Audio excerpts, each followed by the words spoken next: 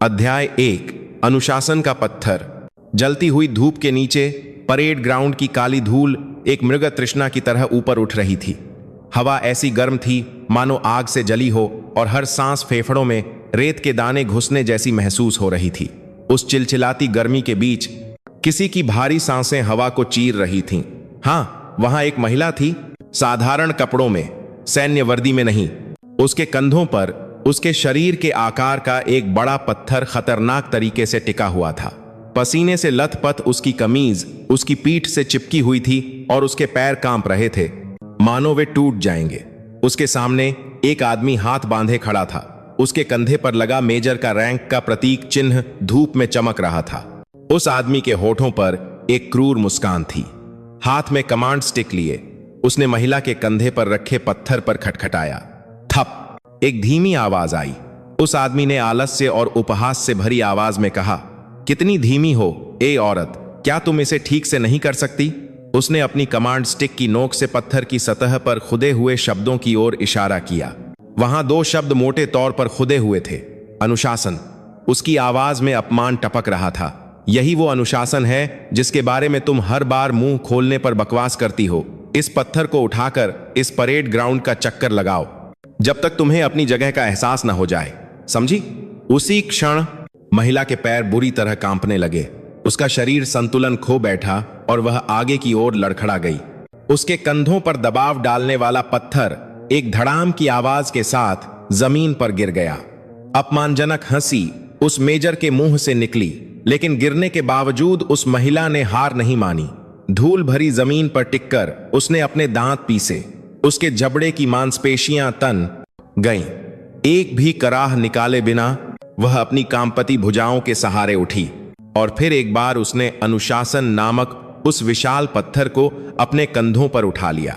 उसका चेहरा पसीने और धूल से सना हुआ था, लेकिन जो चीज सब कुछ मिटा रही थी वह थी उसकी आंखों की चमक। उसकी आंखों में कोई अधीनता या प्रतिशोध नहीं था, केवल एक शांत ठंडी लौ थी जो सब कुछ जलाने के लिए तैयार थी। अध्याय 2 अजनबी का आगमन। चिंग, ब्रेक की तीखी आवाज के साथ एक काली सेडान कार रुकी। कार के ऊपर महीन काली धूल एक बादल की तरह उठी और फिर धीरे धीरे जम गई, जिससे पूरा दृश्य धूसर रंग का हो गया। कार 12वीं इन्फेंट्री डिवीजन के मुख्य द्वार के ठीक सामने रुकी, जिसे गरुड़ डिवीजन के नाम से जाना जाता था। मजबूत लोहे के गेट के ऊपर सुनहरे अक्षरों में एक आदर्श वाक्य खुदा हुआ था, अदम्य साहस। लिखावट कुछ जगहों पर पुरानी लग रही थी, मानो उसने दशकों तक बारिश और हवा का सामना किया हो, लेकिन उसकी भावना अभी भी जीवित महसूस हो रही थी। गार्ड पोस्ट से 2 संतरी सतर्क नजरों से पास आए।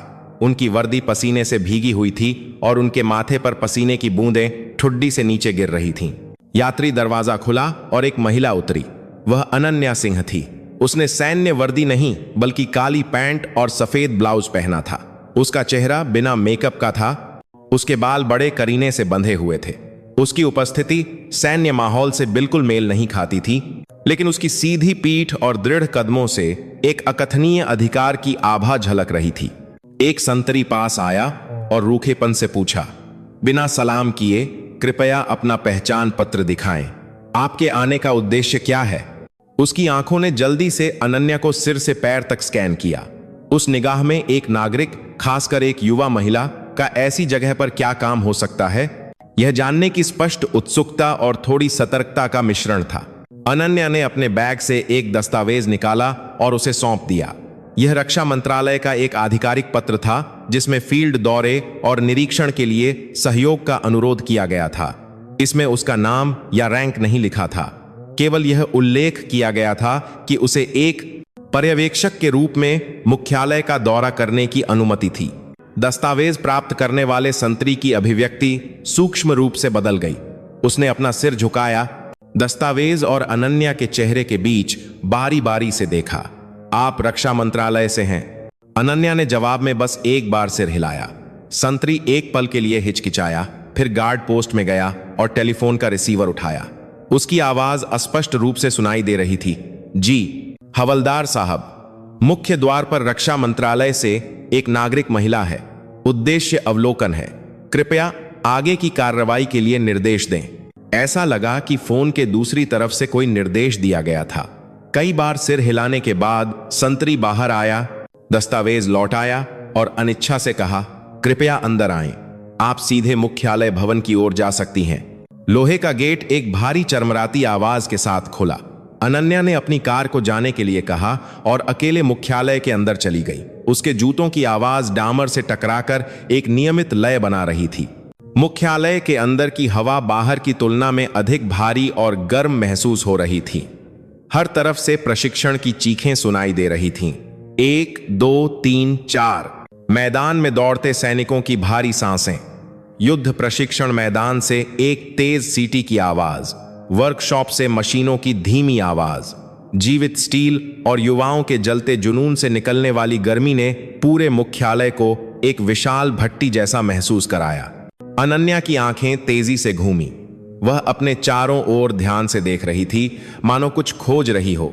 सैनिकों के जूतों से चिपकी मिट्टी का प्रकार, हथियारों की रखरखाव की स्थिति, बैरकों की पुरानी बाहरी दीवारें, खिड़की के फ्रेम पर जमी धूल तक। उसकी निगाह एक सर्जन के चाकू की तरह तेज थी, जो मुख्यालय के हर इंच का विश्लेषण कर रही थी।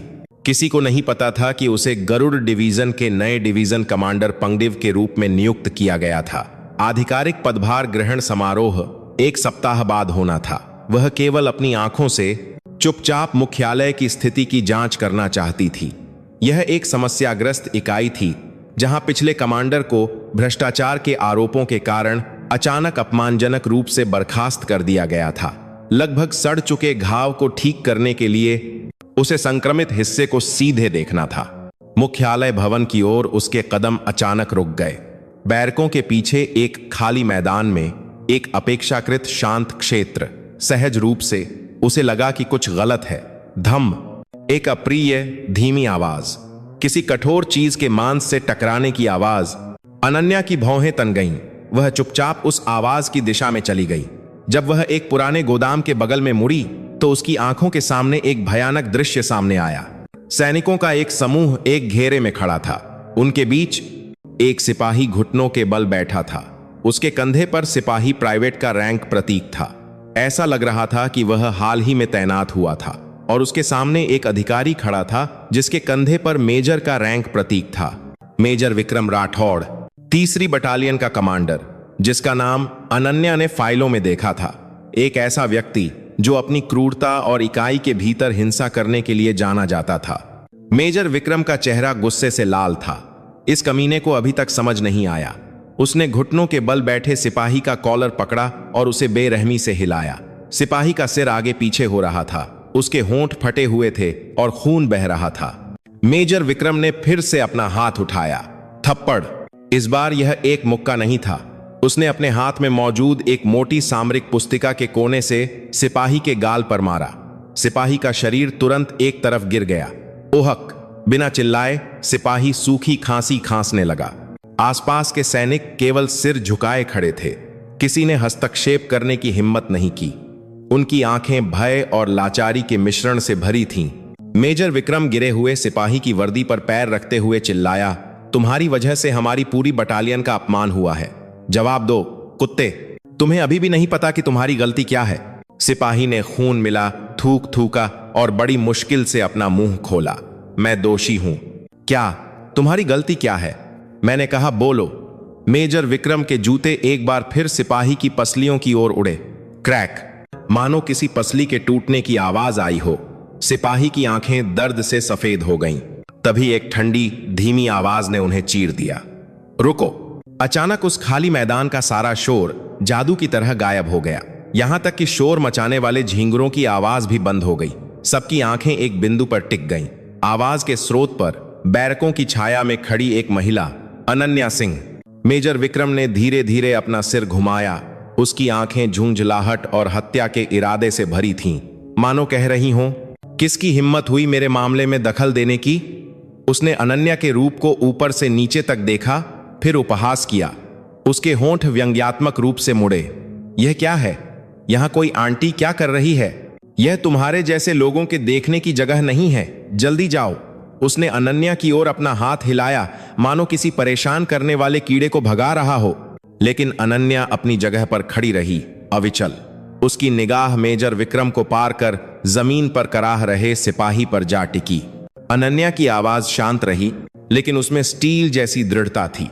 सेना अधिनियम की धारा 103, कोई भी सैन्यकर्मी जो एक वरिष्ठ के रूप में अपने प्रभाव का दुरुपयोग करता है या अपने पद से जुड़े अवसर, अधिकार या साधनों का दुरुपयोग करता है, अपने अधीनस्थ को कुछ करने, न करने या करने देने के लिए मजबूर करता है, उसे अधिकतम 4 साल की कैद की सजा दी जाएगी। आप अभी जो कर रहे हैं वह बिल्कुल वैसा ही लगता है। यह शब्द सुनकर मेजर विक्रम का चेहरा तन गया। आसपास के सैनिक भी हैरान लग रहे थे, एक दूसरे को देख रहे थे। उन्होंने कभी नहीं सोचा था कि एक नागरिक, विशेष रूप से एक कमजोर दिखने वाली महिला, बिना किसी हिचकिचाहट के सैन्य दंड संहिता का हवाला दे सकती है। मेजर विक्रम एक पल के लिए चौंक गया, लेकिन फिर व्यंग्यात्मक रूप से मुस्कुराया। वह एक खतरनाक आभा के साथ अनन्या के पास गया। वह अनन्या की नाक के ठीक सामने रुका, उसे ऊपर से नीचे तक घूरते हुए एक अपमानजनक स्वर में बोला, सेना का कानून? लगता है तुमने कुछ किताबें पढ़ी हैं। हां, सुनो, यह प्रशिक्षण का हिस्सा है। एक बहुत ही महत्वपूर्ण अनुशासनात्मक गतिविधि है जो कमजोर सैनिकों के मानसिक सुधार के लिए है। यह कोई ऐसा मामला नहीं है जिसमें तुम्हारे जैसे बाहरी लोग हस्तक्षेप कर सकें। उसके मुंह से सिगरेट और पसीने की तीखी गंध अनन्या के चेहरे पर पड़ी। अनन्या 1 इंच भी पीछे नहीं हटी। उसने अपना सिर उठाया और सीधे मेजर विक्रम की आंखों में देखा। उन अप्रत्याशित रूप से गहरी, ठंडी आंखों से घूरने पर मेजर विक्रम एक पल के लिए स्तब्ध रह गया। अनन्या ने शांति से अपना मुंह खोला। अगर उस अनुशासन के कारण एक सैनिक की मौत हो जाए तो क्या आप उसे अभी भी प्रशिक्षण का हिस्सा कहेंगे?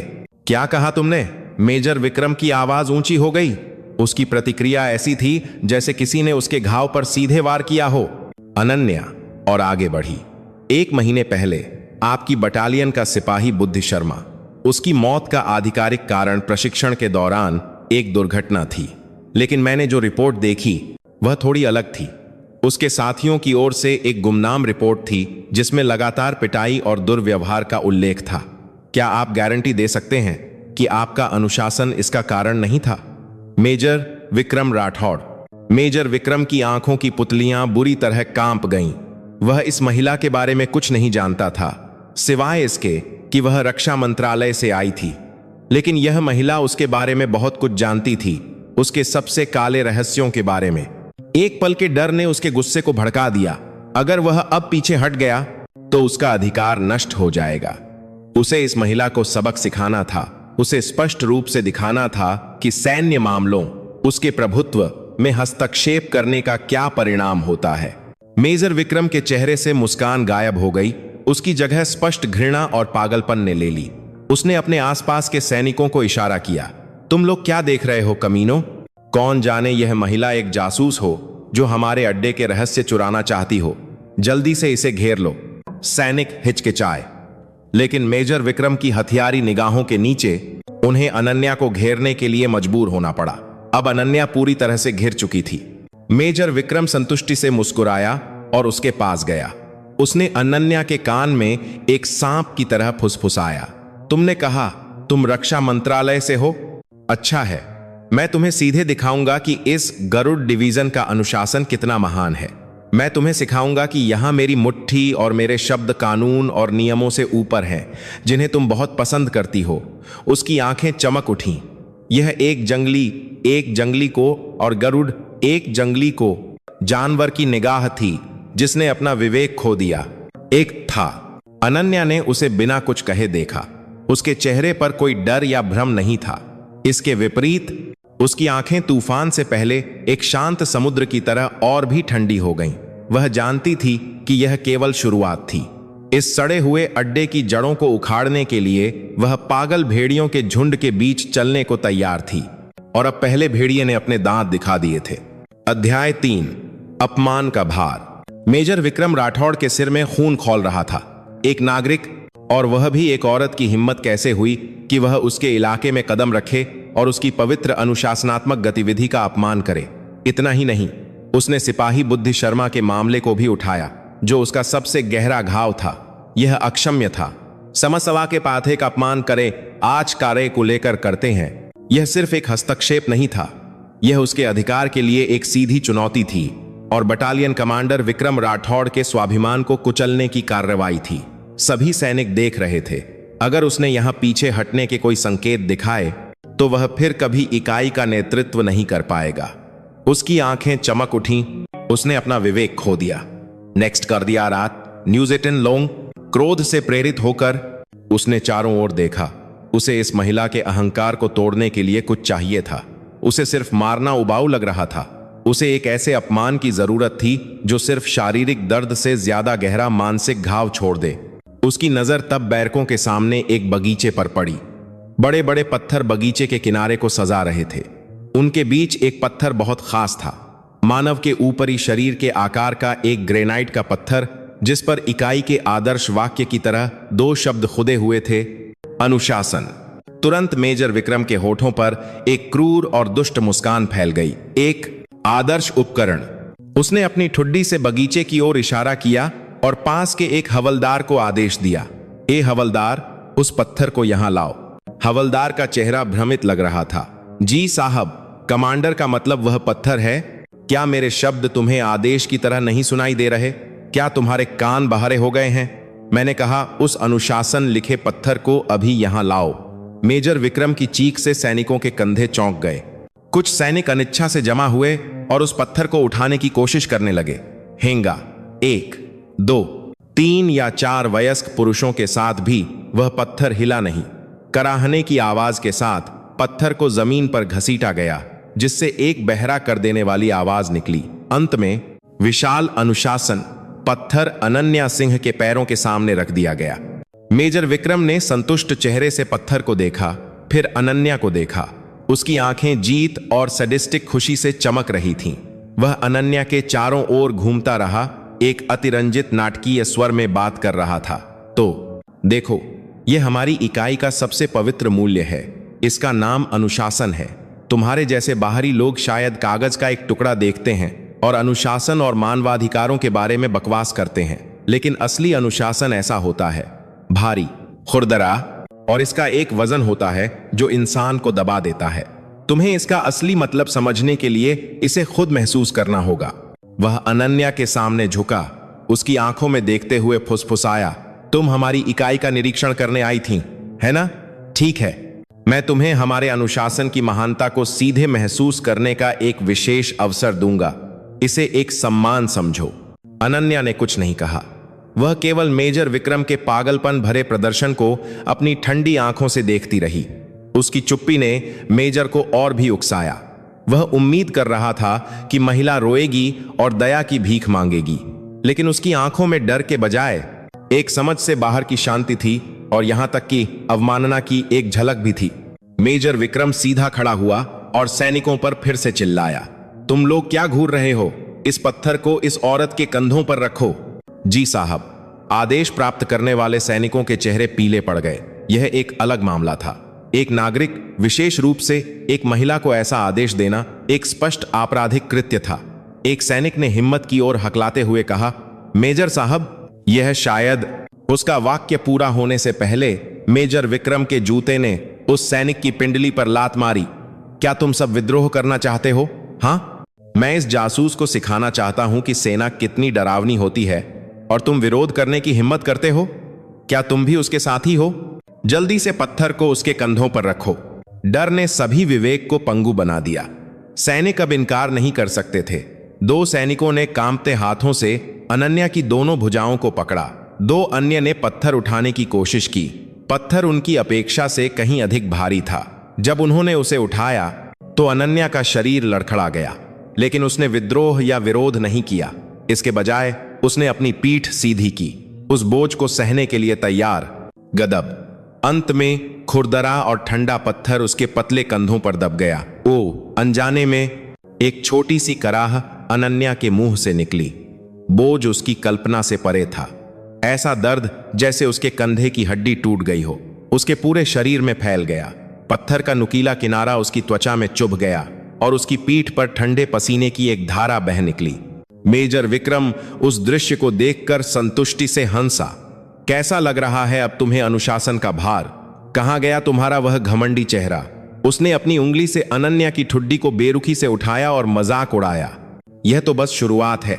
इस पत्थर को लेकर परेड ग्राउंड के उस छोर तक चलो, फिर वापस आओ।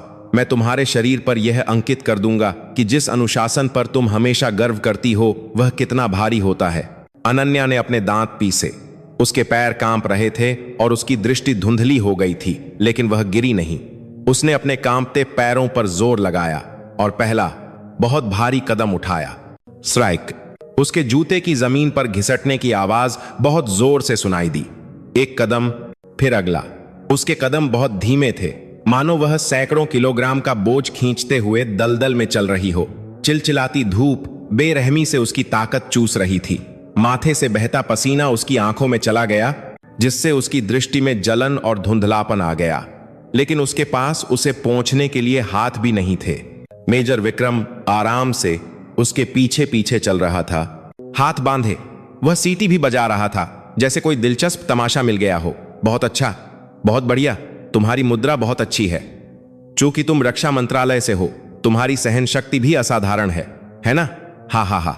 उसका उपहास एक कोड़े की तरह उसकी पीठ पर पड़ रहा था। सैनिक केवल बिना कुछ कहे सिर झुका सकते थे। उनके चेहरे अपराधबोध, भय और लाचारी से भरे थे। अनन्या की सांसें और भी तेज हो गईं।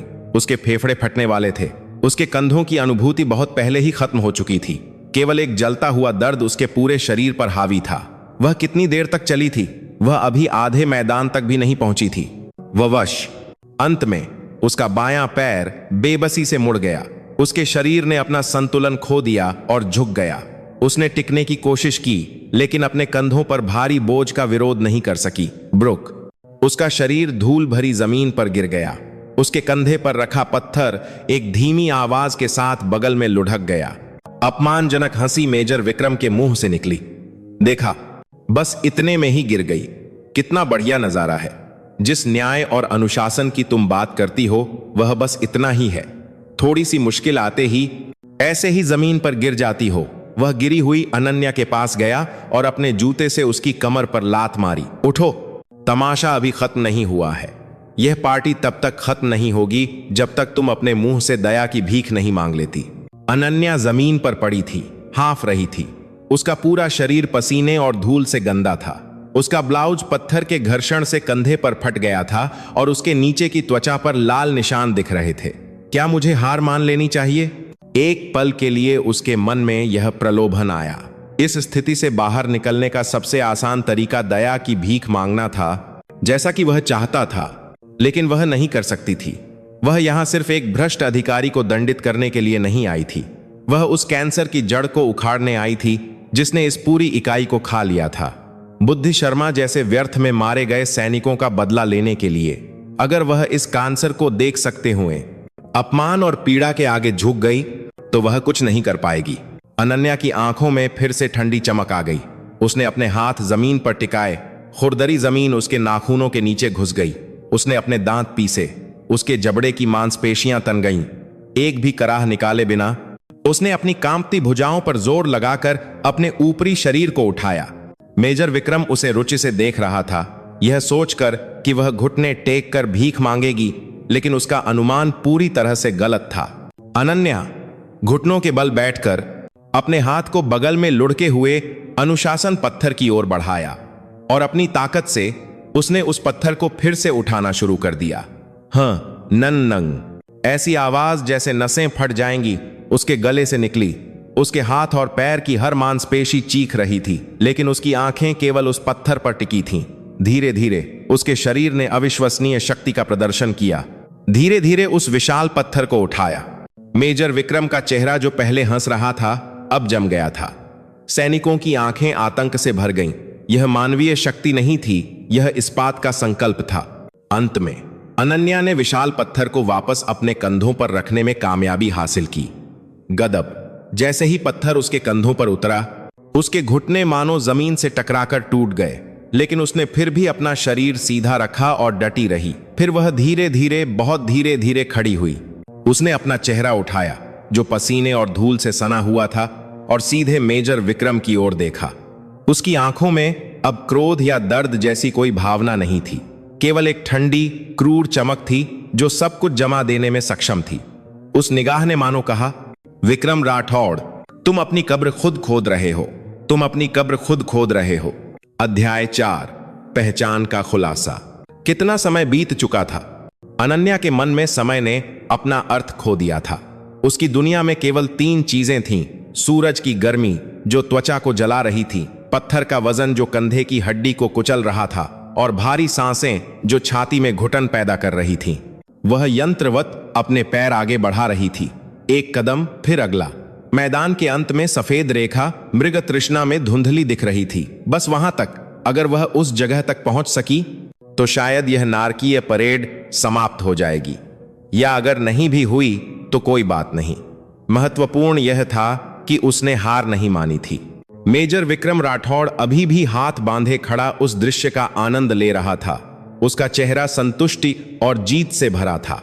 वह इंतजार कर रहा था, इस बात का इंतजार कर रहा था कि यह जिद्दी महिला कब टूटेगी, कब वह रोएगी और दया की भीख मांगेगी। उसकी पीड़ा उसके लिए सबसे अच्छा मनोरंजन थी। अरे ठीक से चलो, तुम्हारी मुद्रा तिरछी हो गई है, औरतों पर भरोसा ही नहीं किया जा सकता। उसकी कठोर टिप्पणी अनन्या के कानों से गुजरी, लेकिन अब उसके दिल को चोट नहीं पहुंचाई। उसका पूरा ध्यान अपने सामने के रास्ते और अपने कंधों पर बोझ को बनाए रखने पर केंद्रित था। ठीक उसी समय मुख्य द्वार की दिशा से एक धीमी भारी इंजन की आवाज सुनाई दी, ब्रूम। शुरू में यह दूर से मधुमक्खी के भिनभिनाने जैसा लग रहा था, लेकिन आवाज तेज होती गई और पृथ्वी को कंपा देने वाली गर्जना में बदल गई।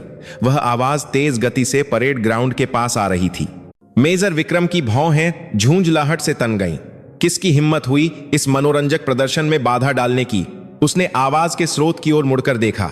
एसकी टायरों की तीखी चीख के साथ एक काली कमांड सेडान मैदान के बीच में अचानक रुक गई। कार के साइड में एक सितारा स्पष्ट रूप से लगा हुआ था, एक ब्रिगेडियर जनरल का वाहन। जैसे ही कार रुकी, ड्राइवर की सीट से उतरे एक एडीसी ने तेजी से पिछला दरवाजा खोला। फिर एक साफ सुथरी लड़ाकू वर्दी में एक व्यक्ति उतरा, एक फिट बेरेट, तीखी निगाहें, कसकर बंद होंठ। उसके कंधे पर चांदी का सितारा चिलचिलाती धूप के नीचे ठंडा चमक रहा था। Brigadier general Arun Verma, division के डिप्टी कमांडर। जैसे ही वह प्रकट हुआ, मैदान की हवा मानो जम गई। मेजर विक्रम के चेहरे से व्यंग्यात्मक मुस्कान गायब हो गई। अनजाने में उसने अपनी पीठ सीधी की और आगे दौड़कर एक गरजती हुई आवाज में सलाम किया, सावधान, major Vikram Rathore deputy commander को सलाम करता है। आसपास के सैनिकों ने भी एक साथ सलाम किया। उनके आंदोलनों में तनाव और अनुशासन था जो पहले के मुकाबले कहीं ज्यादा था।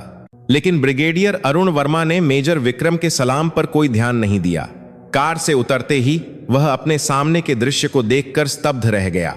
उसकी निगाह एक बिंदु पर टिकी थी। एक नागरिक कपड़ों में महिला, सेना के गौरव के प्रतीकों में से एक, अनुशासन पत्थर को उठाए हुए लड़खड़ा रही थी जैसे वह गिरने वाली हो, और उसके बगल में मेजर विक्रम राठौड़ घमंड से खड़ा था। ब्रिगेडियर अरुण का चेहरा तुरंत पीला पड़ गया। उसकी भौहें फड़कने लगीं, फिर बुरी तरह कांपने लगीं जैसे भूकंप आ गया हो। कांपती हुई आवाज में उसने बड़ी मुश्किल से शब्द निकाले, यह क्या हो रहा है यहां? मेजर राठौड़। उसकी आवाज धीमी थी, लेकिन उसमें ज्वालामुखी विस्फोट से पहले खौलते हुए लावा जैसा गुस्सा था। मेजर विक्रम राठौड़ स्थिति को समझ नहीं पाया। उसने सोचा कि डिप्टी कमांडर उसके सैन्य अनुशासन को लागू करते हुए देखकर उसकी प्रशंसा करेगा। उसने गर्व से अपनी छाती फुलाई और रिपोर्ट किया, रिपोर्ट, रक्षा मंत्रालय से एक अज्ञात नागरिक ने सैनिकों को भड़काने और मुख्यालय के अंदर सैन्य अनुशासन को बाधित करने का प्रयास किया है। मेरे आकलन के आधार पर मैं उसे हमारे सैन्य प्रशिक्षण की कठोरता का प्रत्यक्ष अनुभव करा रहा हूं। वह बहुत आश्वस्त था कि उसने एक सैनिक की भावना के अनुरूप एक तर्कसंगत कार्रवाई की थी। लेकिन उसकी रिपोर्ट समाप्त होने के बाद ब्रिगेडियर अरुण का चेहरा सिर्फ पीला नहीं बल्कि कागज की तरह सफेद हो गया। उसने मेजर विक्रम को घूर कर देखा। वह निगाह आतंक, क्रोध और एक भावना का मिश्रण थी जो असीम भय के करीब थी। ब्रिगेडियर अरुण अब मेजर विक्रम के बहाने नहीं सुन रहा था। उसने उसे ऐसे नजरअंदाज कर दिया जैसे वह सड़क पर एक कंकड़ हो और सीधे अनन्या सिंह की ओर चला गया। टप टप टप, धूल भरी जमीन पर ब्रिगेडियर अरुण के जूतों की आवाज पूरे मैदान में गूंज उठी। वह आवाज एक जल्लाद के ढोल की तरह थी जो मेजर विक्रम के दिल पर चोट कर रही थी। कुछ गलत है, बहुत गलत, बहुत बड़ी और अपूरणीय गलती। मेजर के पीठ पर ठंडा पसीना बहने लगा। ब्रिगेडियर अरुण ठीक अनन्या सिंह के सामने रुका, जो पत्थर उठाए खड़ी थी। उसने उसका चेहरा ठीक से देखने की भी हिम्मत नहीं की और अपना सिर गहराई से झुका लिया। फिर एक गरजती और दृढ़ आवाज मानो मैदान की पूरी हवा को चीर रही हो फट पड़ी। डिवीजन कमांडर को सावधान, सैल्यूट। उसकी गूंजती आवाज गूंज उठी। जी। Brigadier general Arun Verma 90 degree झुककर अपना पूरा सम्मान और निष्ठा चिल्लाते हुए, डिवीजन कमांडर। जब ये 3 शब्द मैदान में हर किसी के कानों में चुभे तो दुनिया की सारी आवाजें गायब हो गईं। मेजर विक्रम राठौड़ के कानों में भनभनाहट होने लगी। वह कुछ नहीं सुन सकता था, वह कुछ नहीं देख सकता था। उसकी आंखों में केवल धीमी गति का दृश्य था। उसका कहीं अधिक वरिष्ठ अधिकारी, डिवीजन का डिप्टी कमांडर, उस महिला के सामने गहराई से झुका हुआ था जिसे उसने अभी अभी कमीनी औरत कहा था और अपमानित किया था। डिवीजन कमांडर, वह महिला कौन थी? असंभव। नया डिवीजन कमांडर, मैंने सुना था कि वह एक पुरुष है। नहीं, उसके लिंग के बारे में कोई जानकारी नहीं थी, लेकिन हर कोई मान रहा था बेशक एक पुरुष, एक महिला डिवीजन कमांडर, और वह भी एक अग्रिम पंक्ति की इन्फेंट्री डिवीजन में। ऐसा भारतीय सेना के इतिहास में कभी नहीं हुआ था। उसके मस्तिष्क ने वास्तविकता को स्वीकार करने से इनकार कर दिया। इनकार, भ्रम और आतंक उसके सिर के अंदर मंथन कर रहे थे। ब्रिगेडियर अरुण अपनी सलामी की मुद्रा बनाए रखते हुए कांपती हुई आवाज में फिर से बोला। उसकी आवाज लगभग सिसकियों में मिल गई थी। कमांडर, मुझे आपको यहां आपके रास्ते में लेने आना चाहिए था। यह किस तरह की भयानक आपदा है? यह सब मेरी लापरवाही है। कृपया मुझे दंडित करें। तभी मेजर विक्रम का जमा हुआ मस्तिष्क फिर से काम करने लगा। ब्रिगेडियर अरुण वर्मा के शब्द झूठ नहीं हो सकते। वह व्यक्ति जिसके सामने डिप्टी कमांडर इतना विनम्र हो रहा था, डिवीजन कमांडर, नया डिवीजन कमांडर, तो फिर वह महिला जिसे उसने अभी अभी हर तरह के अपमान और गालियों से नहलाया था, जिसके साथ उसने एक जानवर की तरह व्यवहार किया था और उसे अनुशासन नामक पत्थर उठाने के लिए मजबूर किया था। वह गरुड़ डिवीजन की नई सर्वोच्च कमांडर थी, मेजर जनरल अनन्या सिंह। अचानक मेजर विक्रम राठौड़ की दृष्टि सफेद हो गई। एक झटका जो मानो आकाश और पृथ्वी को उलट दे उसके पूरे शरीर को घेर लिया। उसके पैर कमजोर हो गए। वह लगभग वहीं बैठ गया। उसके मुंह से निरर्थक आवाजें निकलीं। आ। उसकी नीच हरकतों की झलकें उसके दिमाग में एक सर्चलाइट की तरह कौंध गईं। कितनी धीमी हो ए औरत, यही वो अनुशासन है जिसके बारे में तुम हमेशा बकवास करती हो। इस पत्थर को उठाकर इस मैदान का चक्कर लगाओ जब तक तुम्हें अपनी जगह का एहसास न हो जाए। उसके द्वारा कहे गए सभी शब्द तेज खंजर में बदल गए जो उसके अपने दिल में चुभ रहे थे। वह खत्म हो गया था।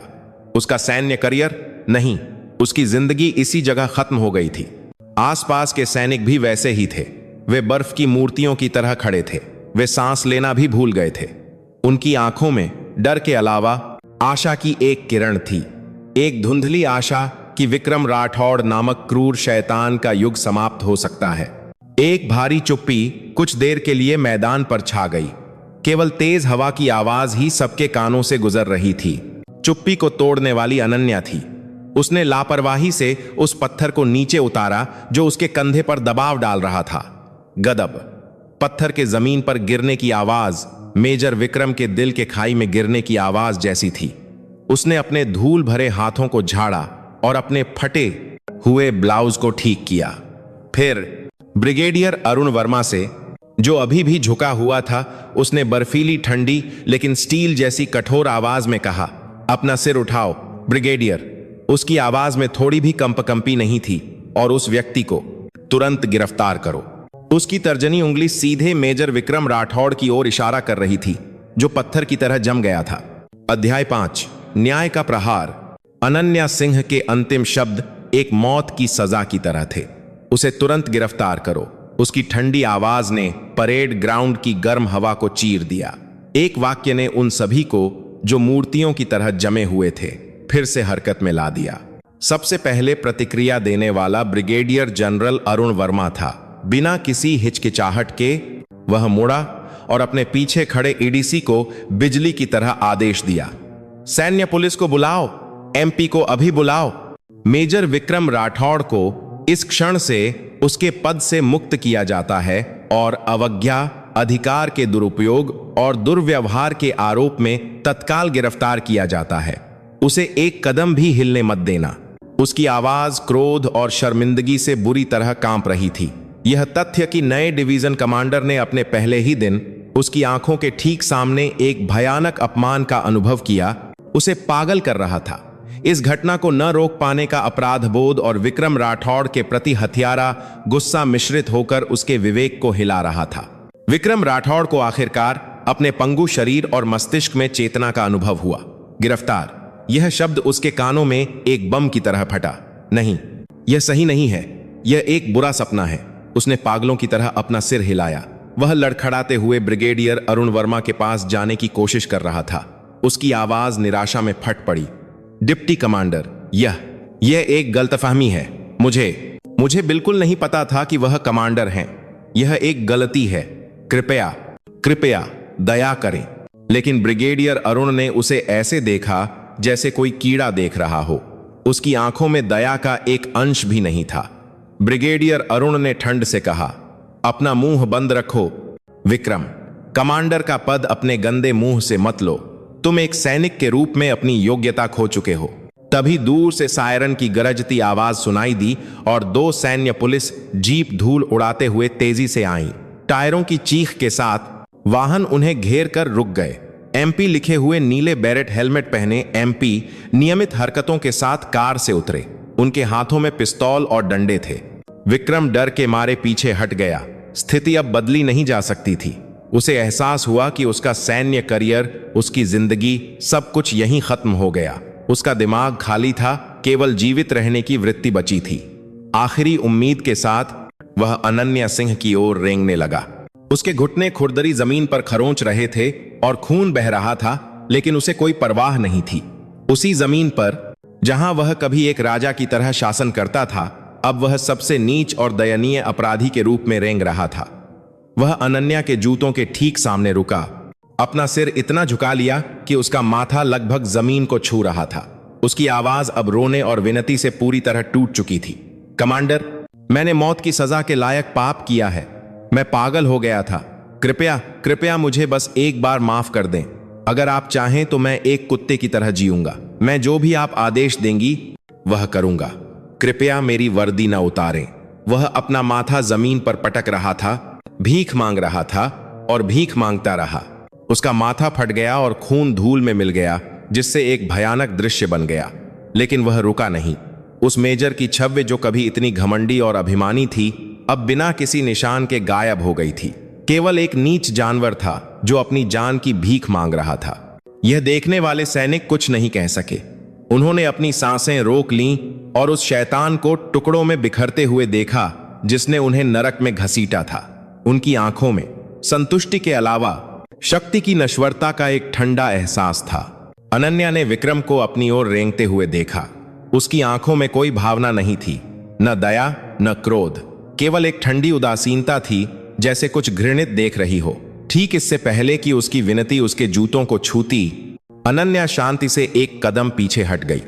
फिर बर्फीली ठंडी आवाज में उसने पूछा, गलतफहमी?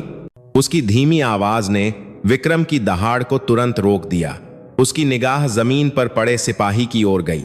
उस सिपाही की पीड़ा, जिसकी पसलियां तुम्हारे अनुशासन के कारण टूट गईं, क्या वह भी एक गलतफहमी थी? उसकी निगाह वापस विक्रम पर आई। 1 महीने पहले सिपाही बुद्धि शर्मा की मौत, जो तुम्हारे दुर्व्यवहार को सहन नहीं कर सका और अंत में मर गया, क्या वह भी एक गलतफहमी थी? अंत में उसकी निगाह उस विशाल पत्थर पर टिकी जो उसने अभी अभी उठाया था, और तुम्हारी यह पागल हरकत, एक अनजान नागरिक महिला को घसीटना और उसे यह पत्थर उठाने के लिए मजबूर करना, क्या यह सब भी एक गलतफहमी थी? उसका हर शब्द तेज चाकू की धार बन गया जो विक्रम के दिल को चीर रहा था। वह कुछ भी जवाब नहीं दे सका। उसके मुंह से केवल एक मरते हुए जानवर की तरह सिसकियां निकल रही थीं।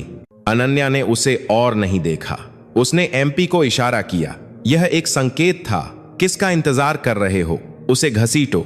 एमपी कमांडर का आदेश सुनाई दिया और 2 एमपी ने दौड़कर विक्रम की दोनों भुजाओं को बेरहमी से पकड़ लिया। आर्ग, छोड़ो, मुझे छोड़ो। विक्रम ने आखिरी बार संघर्ष किया। उसने अपने हाथ छुड़ाने की कोशिश की, लेकिन प्रशिक्षित एमपी की पकड़ स्टील की तरह मजबूत थी। उसका प्रतिरोध व्यर्थ था। क्लिक। एक ठंडी धातु की आवाज के साथ उसके दोनों हाथ उसकी पीठ के पीछे हथकड़ी लगा दिए गए। अचानक विक्रम का सारा प्रतिरोध रुक गया। हथकड़ी की ठंडक ने उसकी आखिरी बची हुई उम्मीद को भी नष्ट कर दिया। उसे एक बेजान गुड़िया की तरह एमपी द्वारा घसीटा गया। उसकी आंखें खाली थीं, ध्यान खो चुकी थीं। मैं एक मेजर हूं। मैं यहां बटालियन कमांडर हूं। वह एक भ्रमित व्यक्ति की तरह बड़बड़ाया जब उसे जीप की पिछली सीट पर फेंक दिया गया। ब्लेम। कार के दरवाजे के पटकने की आवाज उसके सैन्य करियर के अंत की तरह लगी। दोनों जीपें फिर से धूल उड़ाते हुए मैदान से चली गईं। सायरन की आवाज दूर होती गई और अंत में सुनाई नहीं दी। जो समय एक बुरे सपने जैसा लगा था वह बीत चुका था और मैदान पर फिर से शांति छा गई। लेकिन यह पहले जैसी दमनकारी शांति नहीं थी। यह तूफान के बाद की शांति थी। एक पवित्र शांति जो एक नई शुरुआत का संकेत दे रही थी। सभी सैनिकों की निगाहें स्वाभाविक रूप से एक व्यक्ति पर टिक गईं। अनन्या सिंह। वह धूल से गंदी थी और उसके कपड़े फटे हुए थे, लेकिन वह किसी भी जनरल से अधिक अधिकार के साथ खड़ी थी। वह सिर्फ नई डिवीजन कमांडर नहीं थी, वह एक देवी की तरह लग रही थी जो इस सड़े हुए इकाई को बचाने के लिए उतरी हो, या एक प्रतिशोध की दूत जो सब कुछ न्याय करने के लिए प्रकट हुई हो। अनन्या ने एक पल के लिए अपनी आंखें बंद कीं और एक लंबी सांस ली। फिर वह धीरे धीरे उस अनुशासन पत्थर की ओर चली जो उसने अभी अभी उठाया था। वह पत्थर के सामने रुकी, अपना हाथ बढ़ाया और उसकी खुरदरी ठंडी सतह को सहलाया। घृणा की वस्तु जिसने उसे अभी अभी नरक में घसीटा था, लेकिन अब इस पत्थर का एक अलग अर्थ था। पत्थर से अपनी निगाहें हटाए बिना उसने ब्रिगेडियर अरुण वर्मा से धीरे से कहा, जो उसके बगल में खड़ा था। ब्रिगेडियर अरुण। जी कमांडर, कृपया आदेश दें। ब्रिगेडियर अरुण झुका और तुरंत जवाब दिया। अनन्या के होठों पर एक ठंडी मुस्कान फैल गई। वह एक सुंदर और भयानक मुस्कान थी जो उस मैदान में किसी ने पहले कभी नहीं देखी थी। एक धीमी लेकिन स्पष्ट आवाज में जो सभी को सुनाई दे रही थी, उसने आदेश दिया, इस पत्थर को सैन्य जेल की उस एकांत कोठरी में ले जाओ जहां मेजर विक्रम राठौड़ को रखा जाएगा। ब्रिगेडियर अरुण एक पल के लिए शब्दों का अर्थ नहीं समझा और फिर से पूछा, कमांडर का मतलब यह पत्थर? हाँ। अनन्या मुड़ी और ब्रिगेडियर अरुण को देखा। उसकी निगाह पाले से भी ठंडी थी। जब तक उसका मुकदमा शुरू नहीं हो जाता, उसे हर सुबह और शाम इस पत्थर को गले लगाने के लिए मजबूर करो। हमें उसे उसकी हर हड्डी से यह महसूस कराना होगा कि जिस अनुशासन पर वह इतना गर्व करता था, वह कितना भारी होता है। उसके अंतिम शब्द सिर्फ एक आदेश नहीं थे, वे सबसे उत्तम, सबसे क्रूर और सबसे काव्यात्मक प्रतिशोध थे।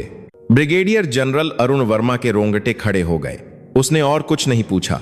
उसने केवल अपना सिर गहराई से झुकाया और पूरी ताकत से जवाब दिया, जी, आदेश का पालन होगा।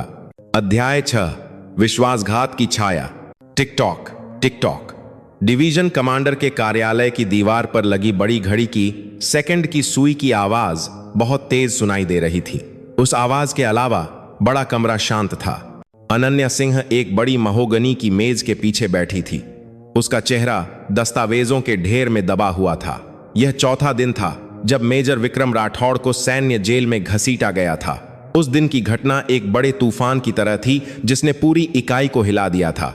सैनिक हर बार आराम के समय उस दिन की घटना के बारे में फुसफुसाते थे और अधिकारी हर बार अनन्या सिंह का नाम सुनकर कांप जाते थे। उसके आगमन का पहला दिन किसी भी शपथ ग्रहण समारोह से अधिक मजबूत और निश्चित संकेत बन गया था कि एक नया युग आ गया है। लेकिन अनन्या के पास जश्न मनाने का समय नहीं था। विक्रम केवल शुरुआत था। वह केवल एक सड़े हुए सेब की सतह पर रेंगने वाला कीड़ा था।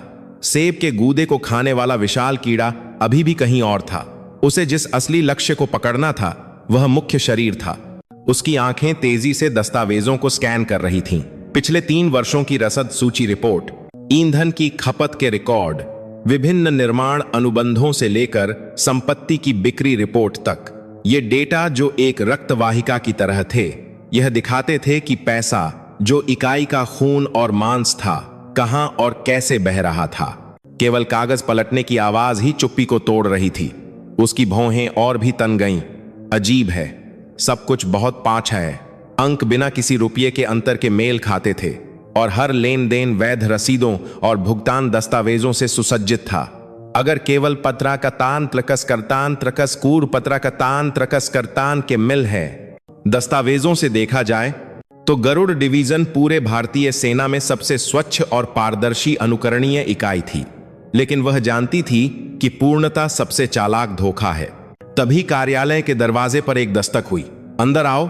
दरवाजा खुला और ब्रिगेडियर अरुण वर्मा एक साफ सुथरे रूप में अंदर आए।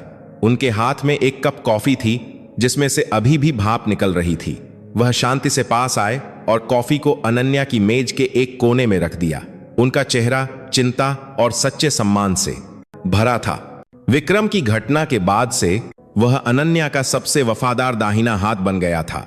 अनन्या के आदेश देने से पहले ही वह आवश्यक डेटा तैयार कर लेता था और अगर अनन्या देर तक काम करती तो वह उसके साथ रहता।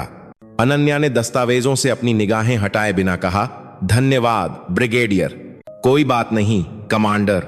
वैसे क्या जांच में कोई प्रगति हुई है? मुझे ऐसा लग रहा है जैसे मैं एक दीवार से टकरा रही हूं, अनन्या ने कहा। अंत में अपना सिर उठाकर एक लंबी सांस ली। उसने अपनी पीठ कुर्सी पर टिका दी। सभी बही खाते बहुत साफ हैं, जैसे किसी ने जानबूझकर उन्हें दिखाते हुए कहा हो, कृपया जांच करें। ब्रिगेडियर अरुण ने गंभीर चेहरे से सिर हिलाया। मैंने सुना है कि पिछले कमांडर को भी इसी तरह की समस्या का सामना करना पड़ा था। बड़े पैमाने पर भ्रष्टाचार का एक मजबूत संदेह था, लेकिन कोई सबूत नहीं मिल सका। यहां तक कि ऐसी अफवाहें भी थीं कि उनके राजनीतिक विरोधियों ने उन्हें हटाने के लिए भ्रष्टाचार के आरोपों में फंसाया था। राजनीतिक विरोधी? अनन्या ने बड़बड़ाया। सेना एक विशाल राजनीतिक मंच की तरह थी।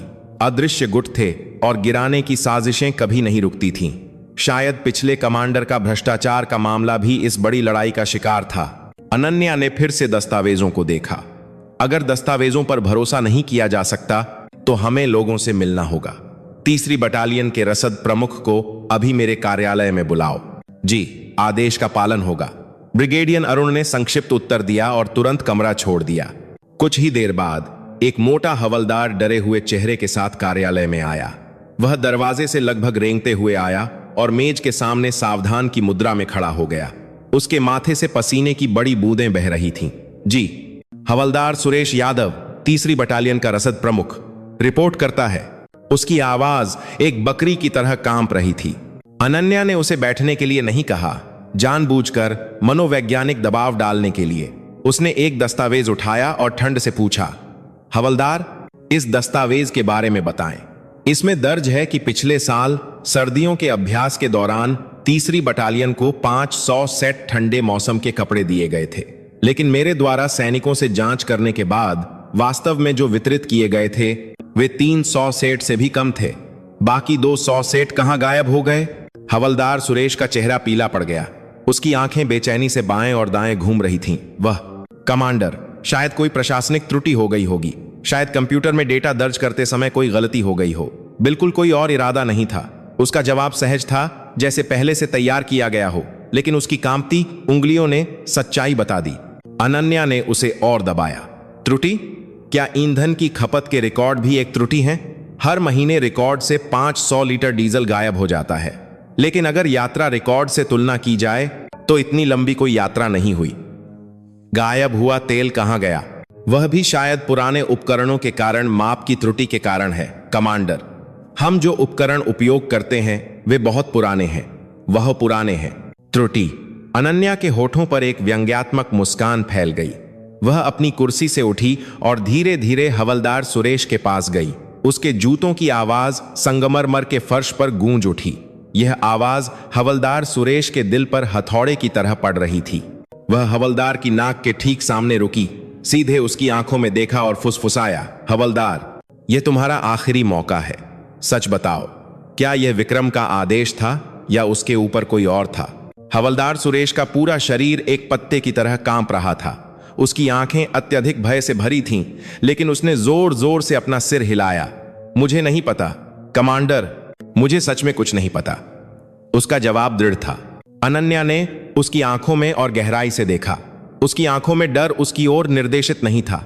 वह किसी ऐसी चीज से डर रहा था जो अनन्या सिंह नामक नई डिवीजन कमांडर से कहीं अधिक बड़ी और अधिक डरावनी थी। पहली दीवार।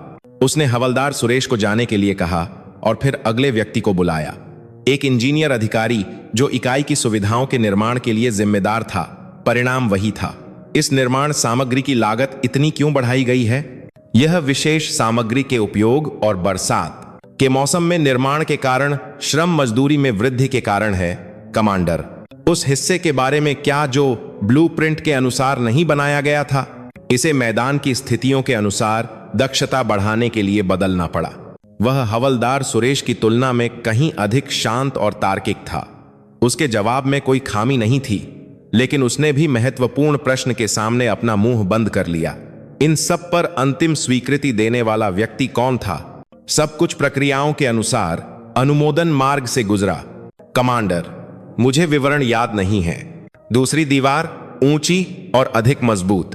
अनन्या ने हार नहीं मानी। उसने विक्रम की बटालियन के सैनिकों से एक एक करके गुप्त रूप से साक्षात्कार करना शुरू कर दिया। विक्रम की हिंसा और दुर्व्यवहार के सबूत एक बम की तरह फटे, लेकिन जैसे ही सवाल इकाई के भ्रष्टाचार की ओर मुड़ा, वे सभी जैसे चुप रहने के लिए सहमत हो गए। मुझे नहीं पता, मैंने ऐसा कभी नहीं सुना, मुझे इसमें कोई दिलचस्पी नहीं है, इसलिए याद नहीं है। उनकी निगाहें खाली थीं। वे उस प्रतिशोध से डरते थे जो सच बोलने पर उन पर आएगा। विक्रम चला गया था, लेकिन उन्हें दबाने वाली विशाल प्रणाली अभी भी जीवित थी और सांस ले रही थी। चुप्पी की दीवार। वह पूरी तरह से अलग थलग थी। उस रात अनन्या खाली कार्यालय में अकेली थी। खिड़की के बाहर घना अंधेरा छाया हुआ था और कभी कभी रात में पहरा देने वाले सैनिकों के कदमों की आवाज सुनाई देती थी। उसे हार का एहसास हुआ। यह दीवार उसकी अपेक्षा से कहीं अधिक ऊंची और मजबूत थी। इसे सामान्य तरीकों से नहीं तोड़ा जा सकता था। उसने अपनी आंखें बंद कीं और सिपाही बुद्धि शर्मा के चेहरे की कल्पना की। एक मौत जिसे प्रशिक्षण दुर्घटना के रूप में छिपाया गया था। उसने उसके माता पिता के सामने चुपचाप उसकी मौत की सच्चाई को उजागर करने की कसम खाई थी। वह इतनी आसानी से हार के साथ नहीं मान सकती थी। कोई और रास्ता होना चाहिए। उसने अपनी आंखें चौड़ी खोलीं। इंसानों के मुंह बंद किए जा सकते हैं, दस्तावेज जाली बनाए जा सकते हैं, लेकिन एक चीज है जो झूठ नहीं बोलती है, मशीनें और डेटा। उसने तुरंत टेलीफोन का रिसीवर उठाया। दूसरी तरफ के व्यक्ति ने नींद भरी आवाज में जवाब दिया, जी, खुफिया स्टाफ, कैप्टन रितेश कुमार। अनन्या ने धीमी और तेज आवाज में आदेश दिया, मैं कमांडर बोल रही हूं। अभी इकाई के लेखा प्रणाली सर्वर से पूरे मुख्य लॉग रिकॉर्ड का बैकअप बनाओ और पिछले 3 वर्षों के सभी एक्सेस, संशोधन और विलोपन रिकॉर्ड मेरे पास लाओ। एक भी छूटना नहीं चाहिए। फोन के दूसरी तरफ से कैप्टन रितेश की भ्रमित आवाज सुनाई दी, जी कमांडर, लेकिन मुख्य लॉग रिकॉर्ड दूसरी श्रेणी का सैन्य रहस्य है और इसे एक्सेस करने के लिए कमांड से अनुमति की आवश्यकता होती है। अनन्या ने उसे बीच में ही काट दिया, मैं जिम्मेदार हूं, यह एक आदेश है। मैं तुम्हें 1 घंटा देती हूं, सीधे मेरे कार्यालय में लाओ। जी, आदेश का पालन होगा। अनन्या ने रिसीवर रख दिया। यह उसका आखिरी कार्ड था। अगर यहां भी कुछ नहीं मिला तो 1 घंटे बाद कैप्टन रितेश एक सुरक्षा बैग में एक बाहरी हार्ड डिस्क लेकर प्रकट हुआ। उसका चेहरा तनावपूर्ण था। अनन्या ने हार्ड डिस्क ली और उसे अपने लैपटॉप से जोड़ा। हजारों लाइनों के कोड और लॉग रिकॉर्ड एक झरने की तरह स्क्रीन पर बहने लगे। अंकों और आदेशों की पंक्तियां जिन्हें समझना मुश्किल था। एक सामान्य व्यक्ति इसे देखकर ही हार मान लेता, लेकिन अनन्या अलग थी। उसने सैन्य अकादमी में रहते हुए साइबर युद्ध का गहराई से अध्ययन किया था। उसकी आंखें तेजी से स्क्रीन को स्कैन कर रही थीं। उसने एक निश्चित समय के रिकॉर्ड पर ध्यान केंद्रित करने के लिए फिल्टर फंक्शन का उपयोग किया।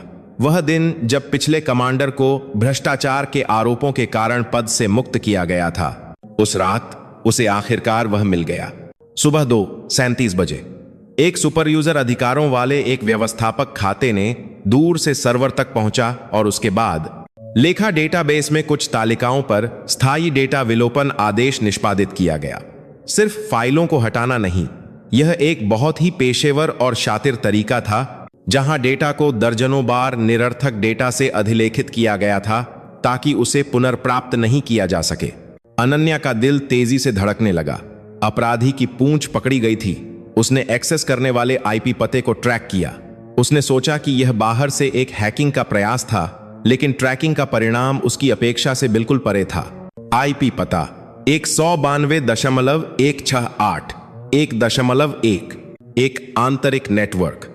यहां तक कि यह एक आईपी रेंज थी जिसका उपयोग डिवीजन मुख्यालय भवन के अंदर किया जाता था, और वह आईपी एक स्थिर आईपी था जो केवल एक व्यक्ति को आवंटित किया गया था। अनन्या ने अपनी सांस रोक ली। उसने धीरे धीरे अपना सिर उठाया और अपने कार्यालय के दरवाजे को देखा। विक्रम राठौड़, एक मूर्ख व्यक्ति जो सब कुछ मुट्ठी और हिंसा से हल करने की कोशिश करता था। क्या ऐसा व्यक्ति इतना परिष्कृत और सावधानी पूर्वक डिजिटल सबूत मिटाने का काम कर सकता है? असंभव।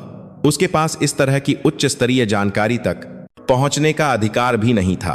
तो फिर अपराधी एक व्यक्ति तक सीमित हो गया। विक्रम से उच्च रैंक वाला कोई व्यक्ति जो सर्वर व्यवस्थापक अधिकारों तक पहुंच सकता था और इस भ्रष्टाचार के प्रवाह को समझता था, और असली मास्टरमाइंड जो विक्रम को ढाल बनाकर पीछे छिपा हुआ था। एक व्यक्ति का चेहरा अनन्या के दिमाग में कौंध गया। वह चेहरा जो हर सुबह उसके लिए कॉफी लाता था और वफादारी की कसम खाता था। वह चेहरा जिसने जांच में उसकी सबसे सक्रिय मदद की थी और विक्रम को जोर जोर से कोसा था। अनन्या के मुंह से एक धीमी सांस निकली। आह, उसे एहसास हुआ विक्रम केवल एक शिकारी कुत्ता था जो ध्यान आकर्षित करने के लिए जोर से भौंकता था। असली शिकारी सबसे वफादार चेहरे के साथ सबसे करीबी जगह पर ठीक उसके पीछे खड़ा था। चुप्पी की दीवार उस आदमी ने बनाई थी। अध्याय 7, जाल बिछाया गया। आईपी पता 192.168.1 मॉनिटर स्क्रीन पर चमकते हुए अंक अनन्या सिंह की पुतलियों में गहराई से अंकित हो गए। उसके कार्यालय को घेरे हुए घने अंधेरे में केवल लैपटॉप स्क्रीन की ठंडी रोशनी उसके चेहरे को एक भूत की तरह रोशन कर रही थी। वह सांस नहीं ले पा रही थी। उसके पूरे शरीर में खून सर्दियों में नदी के पानी की तरह ठंडा महसूस हो रहा था। ठंडे पसीने की एक बूंद धीरे धीरे उसकी रीढ़ की हड्डी से नीचे बह गई। नहीं, उसके विवेक ने निराशा में चिल्लाया, असंभव, कुछ गलत होना चाहिए। कोई और उसके आईपी का उपयोग कर सकता था। यह हैकिंग या सिस्टम त्रुटि हो सकती है, लेकिन उसकी वृत्ति पहले से ही जानती थी। यह कोई गलती नहीं थी। यह उस सच्चाई का भयानक चेहरा था जिसे वह इतने समय से खोज रही थी। Brigadier general Arun Verma. उसका चेहरा उसकी आंखों के सामने कौंध गया। उसका चेहरा जो परेड ग्राउंड में उसे बचाते समय इतना फुर्तीला और वफादार लग रहा था। कमांडर, यह सब मेरी लापरवाही है। 90 डिग्री झुका हुआ उसका शरीर अब एक भयानक पाखंड लग रहा था। उसका शरीर जो हर सुबह चिंतित चेहरे के साथ कॉफी लाता था। लगता है कमांडर रात भर नहीं सोई, इसलिए मैंने तैयार कर दी। उसकी मिलनसार आवाज अब उसके कानों में एक सांप की जीभ की फुसफुसाहट की तरह लग रही थी। उसका शरीर जो जांच में इतना सहयोगी था और विक्रम को जोर जोर से कोसता था। विक्रम जैसे कैंसर को जड़ से उखाड़ना होगा। उसकी आंखें जो न्याय की भावना से जलती हुई लगती थीं। अब उसे एहसास हुआ कि यह केवल उसके अपराधों को छिपाने के लिए एक चालाक नाटक था। सबसे भरोसेमंद सहयोगी, वफादार अनुयायी जिसे वह अपनी तलवार मानती थी, वही उसके पीछे खड़ा सबसे चालाक दुश्मन था। अनन्या ने अपने सूखे होठों को गीला किया। उसका दिल क्रोध और विश्वासघात से तेजी से धड़क रहा था, लेकिन उसकी अभिव्यक्ति एक मुखौटे की तरह ठंडी हो गई। उसने अपना लैपटॉप बंद कर दिया। एक तेज आवाज ने चुप्पी को तोड़ दिया। यह अकेला काफी नहीं है। आईपी पता एक मजबूत संदेह है, लेकिन यह उस चालाक को फंसाने के लिए पर्याप्त पूर्ण प्रमाण नहीं है। वह आसानी से इससे इनकार कर सकता है। वह दावा करेगा कि उसे हैक किया गया था या किसी और द्वारा बदनाम किया गया था। उसे एक अधिक निश्चित जाल की जरूरत थी। उसे अपने आप उस जाल में चलने के लिए मजबूर करना था। उसे अपने पैरों से अपने अपराधों को साबित करने के लिए मजबूर करना था। अनन्या की आंखें अंधेरे में चमक उठीं। ठीक है, जिस चीज को तुमने इतनी मेहनत से मिटाया है, मैं उसे तुम्हें दिखाऊंगी। उसने अपना लैपटॉप फिर से खोला और एक नई फाइल बनाई। उसकी उंगलियां कीबोर्ड पर नाच रही थीं। वह एक दस्तावेज तैयार कर रही थी। फाइल का शीर्षक था गोपनीय, सिपाही बुद्धि शर्मा की मौत के मामले की पुनः जांच की अंतरिम रिपोर्ट। उसने उस रिपोर्ट को एक उपन्यास की तरह लिखा, जिसमें तथ्यों और कल्पना को चतुराई से मिलाया गया। घटना के समय मौके पर मौजूद एक गुमनाम मुखबिर को सुरक्षित कर लिया गया है। मुखबिर ने गवाही दी है कि सिपाही बुद्धि की मौत एक सामान्य दुर्घटना नहीं थी और यह मेजर विक्रम की अकेली कार्रवाई नहीं थी, बल्कि इकाई के एक उच्च अधिकारी के आदेश पर मामले को व्यवस्थित रूप से दबाने का प्रयास किया गया था। गायब हुए सैन्य रसद के एक हिस्से के सिपाही बुद्धि के व्यक्तिगत खाते के माध्यम से लेन देन किए जाने के निशान मिले हैं। यह दृढ़ता से संदेह है कि यह सिपाही बुद्धि पर भ्रष्टाचार के आरोप लगाने के लिए एक हेरफेर था। धन का प्रवाह अंततः एक तीसरे पक्ष की ओर जाता है, जिसकी अभी भी जांच की जा रही है। मुख्य सबूत: मरने से ठीक पहले सिपाही बुद्धि द्वारा अपने क्लाउड खाते में छोड़ी गई एक आवाज रिकॉर्डिंग फाइल एन्क्रिप्टेड है और डिक्रिप्शन की प्रक्रिया में है। डिक्रिप्शन पूरा होने का अनुमानित समय 48 घंटे। सब कुछ झूठ था। कोई गुमनाम मुखबिर नहीं था, कोई आवाज रिकॉर्डिंग फाइल नहीं थी, लेकिन भ्रष्टाचार के केंद्र में मौजूद अपराधी के लिए यह एक घातक चारा होगा जिसे वह सही और झूठ के बीच अंतर नहीं कर पाएगा। विशेष रूप से 48 घंटों में डिक्रिप्ट होने वाली आवाज फाइल के बारे में हिस्सा। यह वह ट्रिगर होगा जो उसे बेचैन कर देगा और निश्चित रूप से हरकत में लाएगा। उसने तैयार फाइल को अंतरिम रिपोर्ट नाम से सहेजा। फिर उसने उस फाइल में अपना बनाया हुआ एक साधारण ट्रैकिंग प्रोग्राम डाल दिया। जैसे ही कोई इस फाइल को खोलेगा, एक चेतावनी सूचना सीधे उसके व्यक्तिगत लैपटॉप पर भेज दी जाएगी। आईपी पते, एक्सेस समय और एक्सेस करने वाले के स्थान की जानकारी के साथ जाल तैयार था। अब बस भेड़िए के आने और चारा खाने का इंतजार था। अगली सुबह हमेशा की तरह कार्यालय के दरवाजे पर एक दस्तक हुई। अंदर आओ। दरवाजा खुला और ब्रिगेडियर अरुण वर्मा एक मिलनसार मुस्कान के साथ अंदर आए। उनके हाथ में हमेशा की तरह 2 कप गर्म कॉफी थी। कमांडर, सुप्रभात। मुझे चिंता थी क्योंकि लगता है कमांडर ने कल बहुत मेहनत की। वह लापरवाही से पास आए, अनन्या की मेज पर कॉफी रखी और सामने की कुर्सी पर बैठ गए। उनके कार्यों और शब्दों में थोड़ी भी खामी नहीं थी। एक आदर्श अनुयायी, एक आदर्श अधीनस्थ। अनन्या ने सीधे उसकी आंखों में देखा। कल जो पुतलियां अभी भी बहादुर और भरोसेमंद दिख रही थीं, अब वह उनमें एक अथाह काला गड्ढा देख रही थी। उसे उसकी मुस्कान के पीछे लालच और धोखे का एहसास हुआ। उसकी वफादार आवाज के लहजे में एक छिपे हुए खंजर का एहसास हुआ। उसके रोंगटे खड़े हो गए एहसास को। लेकिन उसने भी एक आदर्श मुखौटा पहन रखा था। उसने जानबूझकर एक थका हुआ भाव दिखाया। एक सांस लेते हुए दस्तावेजों के ढेर को मेज के एक तरफ धकेल दिया। ब्रिगेडियर अरुण, लगता है यह काम नहीं करेगा। ब्रिगेडियर अरुण ने एक चिंतित भाव दिखाया और पूछा, क्या हुआ कमांडर? यह इकाई मेरी अपेक्षा से कहीं अधिक सड़ी हुई है। विक्रम केवल एक पंख था, मुख्य शरीर कहीं और है। उसने अपने चेहरे को दोनों हाथों से मला, जैसे सच में थक गई हो, फिर जैसे कोई बड़ा रहस्य बताने जा रही हो। उसने ब्रिगेडियर अरुण से अपनी आवाज धीमी की। कल रात मुझे सिपाही बुद्धि शर्मा के मामले के बारे में बहुत महत्वपूर्ण जानकारी मिली। ये शब्द सुनकर ब्रिगेडियर अरुण की भौहें बहुत सूक्ष्म रूप से फड़क उठीं, केवल एक पल के लिए। लेकिन अनन्या ने इसे नहीं छोड़ा। उसने सामान्य व्यवहार करने की कोशिश की और वापस पूछा, सिपाही बुद्धि का मामला, क्या वह बंद नहीं हो गया था? बंद नहीं हुआ। अनन्या ने उसे दृढ़ता से बीच में ही काट दिया। उसने अपनी मेज पर रखी नकली रिपोर्ट फाइल की ओर अपनी उंगली से इशारा किया। सब कुछ यहां है। सिपाही बुद्धि की मौत एक दुर्घटना नहीं थी, यह एक हत्या थी और मामले को व्यवस्थित रूप से दबाने का प्रयास किया गया था और इसके पीछे का मास्टरमाइंड जल्द ही सामने आ जाएगा। ब्रिगेडियर अरुण की निगाह एक पल के लिए उस फाइल पर टिक गई जिस पर उसने इशारा किया था। अनन्या ने स्पष्ट रूप से देखा कि उसकी पुतलियां एक पल के लिए सिकुड़ गईं और फिर फैल गईं। उसने थूक निगला और मुस्कुराने की कोशिश की। सच में? तो फिर भगवान का शुक्र है। अंत में उस दुखद मौत की सच्चाई सामने आ सकती है। क्या मैं किसी तरह से मदद कर सकता हूं? नहीं, अभी समय नहीं आया है। अनन्या ने अपना सिर हिलाया। यह रिपोर्ट अभी पूरी नहीं हुई है और इसे तब तक गुप्त रखा जाना चाहिए जब तक कि मुख्य सबूत सुरक्षित न हो जाए। केवल तुम्हें और मुझे पता होना चाहिए। अगर हम जल्दबाजी करेंगे तो वे अपनी पूंछ काटकर भाग जाएंगे। जी, आदेश का पालन होगा, मैं याद रखूंगा। ब्रिगेडियर अरुण ने गंभीर भाव से सिर हिलाया। उसकी अभिनय ऑस्कर पुरस्कार के लायक थी। अनन्या अपनी कुर्सी से उठी, शरीर को खींचने का नाटक करते हुए। मैं रात भर जागी हूं, मेरा सिर घूम रहा है, मैं थोड़ी देर के लिए नहाना चाहती हूं। मैं इस कमरे को लगभग 1 घंटे के लिए छोड़ दूंगी। कृपया मेरे कार्यालय का ध्यान रखना।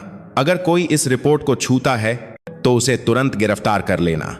चिंता न करें कमांडर, मेरी आंखों में धूल पड़ने से पहले कोई भी इस कमरे में कदम नहीं रख पाएगा। वह अपनी कुर्सी से उठा और एक आश्वस्त भाव के साथ अपनी छाती थपथपाई। अनन्या ने एक हल्की मुस्कान दी और कार्यालय छोड़ दिया, लेकिन वह कमांडर के विशेष विश्राम कक्ष में नहीं गई। जैसे ही वह गलियारे के मोड़ पर मुड़ी, वह बगल के एक छोटे से गोदाम में घुस गई। वहां उसने अपना व्यक्तिगत लैपटॉप खोला। स्क्रीन पर एक डिस्प्ले दिखाई दिया जो उसके कार्यालय की मेज पर छोड़े गए लैपटॉप की स्क्रीन को वास्तविक समय में दर्शा रहा था। माउस कर्सर अंतरिम रिपोर्ट फाइल के ऊपर था। अब बस इंतजार था। समय बहुत धीरे धीरे बीत रहा था। 10 मिनट, 20 मिनट, 30 मिनट, कुछ नहीं हुआ। स्क्रीन पर माउस कर्सर नहीं हिला। क्या मैं बहुत जल्दबाजी कर रही हूं? क्या वह मेरी अपेक्षा से अधिक सावधान है? चिंता उसे घेरने लगी। अगर अरुण इस चारे को नहीं खाता तो उसकी सारी योजना विफल हो जाएगी। 45 मिनट बीत गए। ठीक जब वह लगभग हार मानने वाली थी, श्रेत स्क्रीन पर माउस कर्सर हिलने लगा, जैसे जीवित हो गया हो।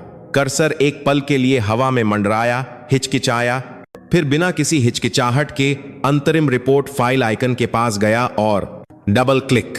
जैसे ही फाइल खुली, अनन्या के लैपटॉप स्क्रीन पर एक छोटी सूचना विंडो बिजली की तरह दिखाई दी।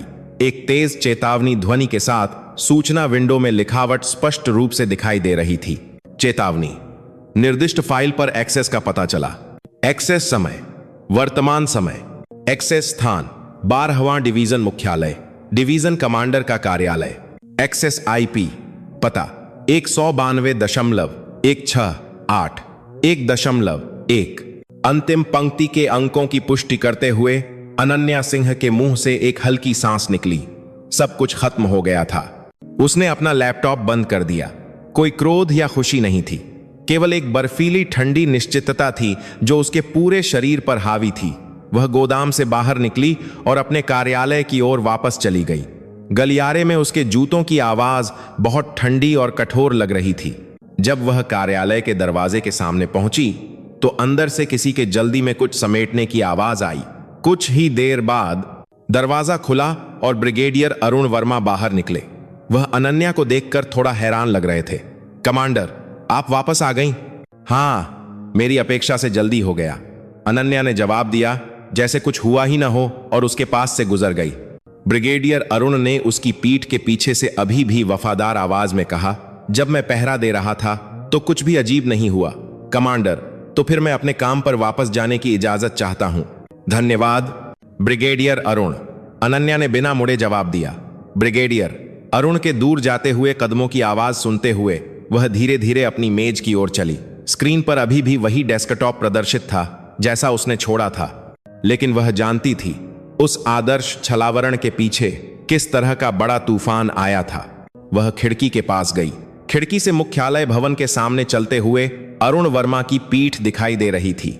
उसके कदम अभी भी दृढ़ थे और डगमगा नहीं रहे थे, लेकिन अनन्या की आंखों में वह अब एक बहादुर डिप्टी कमांडर नहीं था, वह एक फंसा हुआ भेड़िया था। उसके होठों पर एक ठंडी सुंदर मुस्कान फैल गई।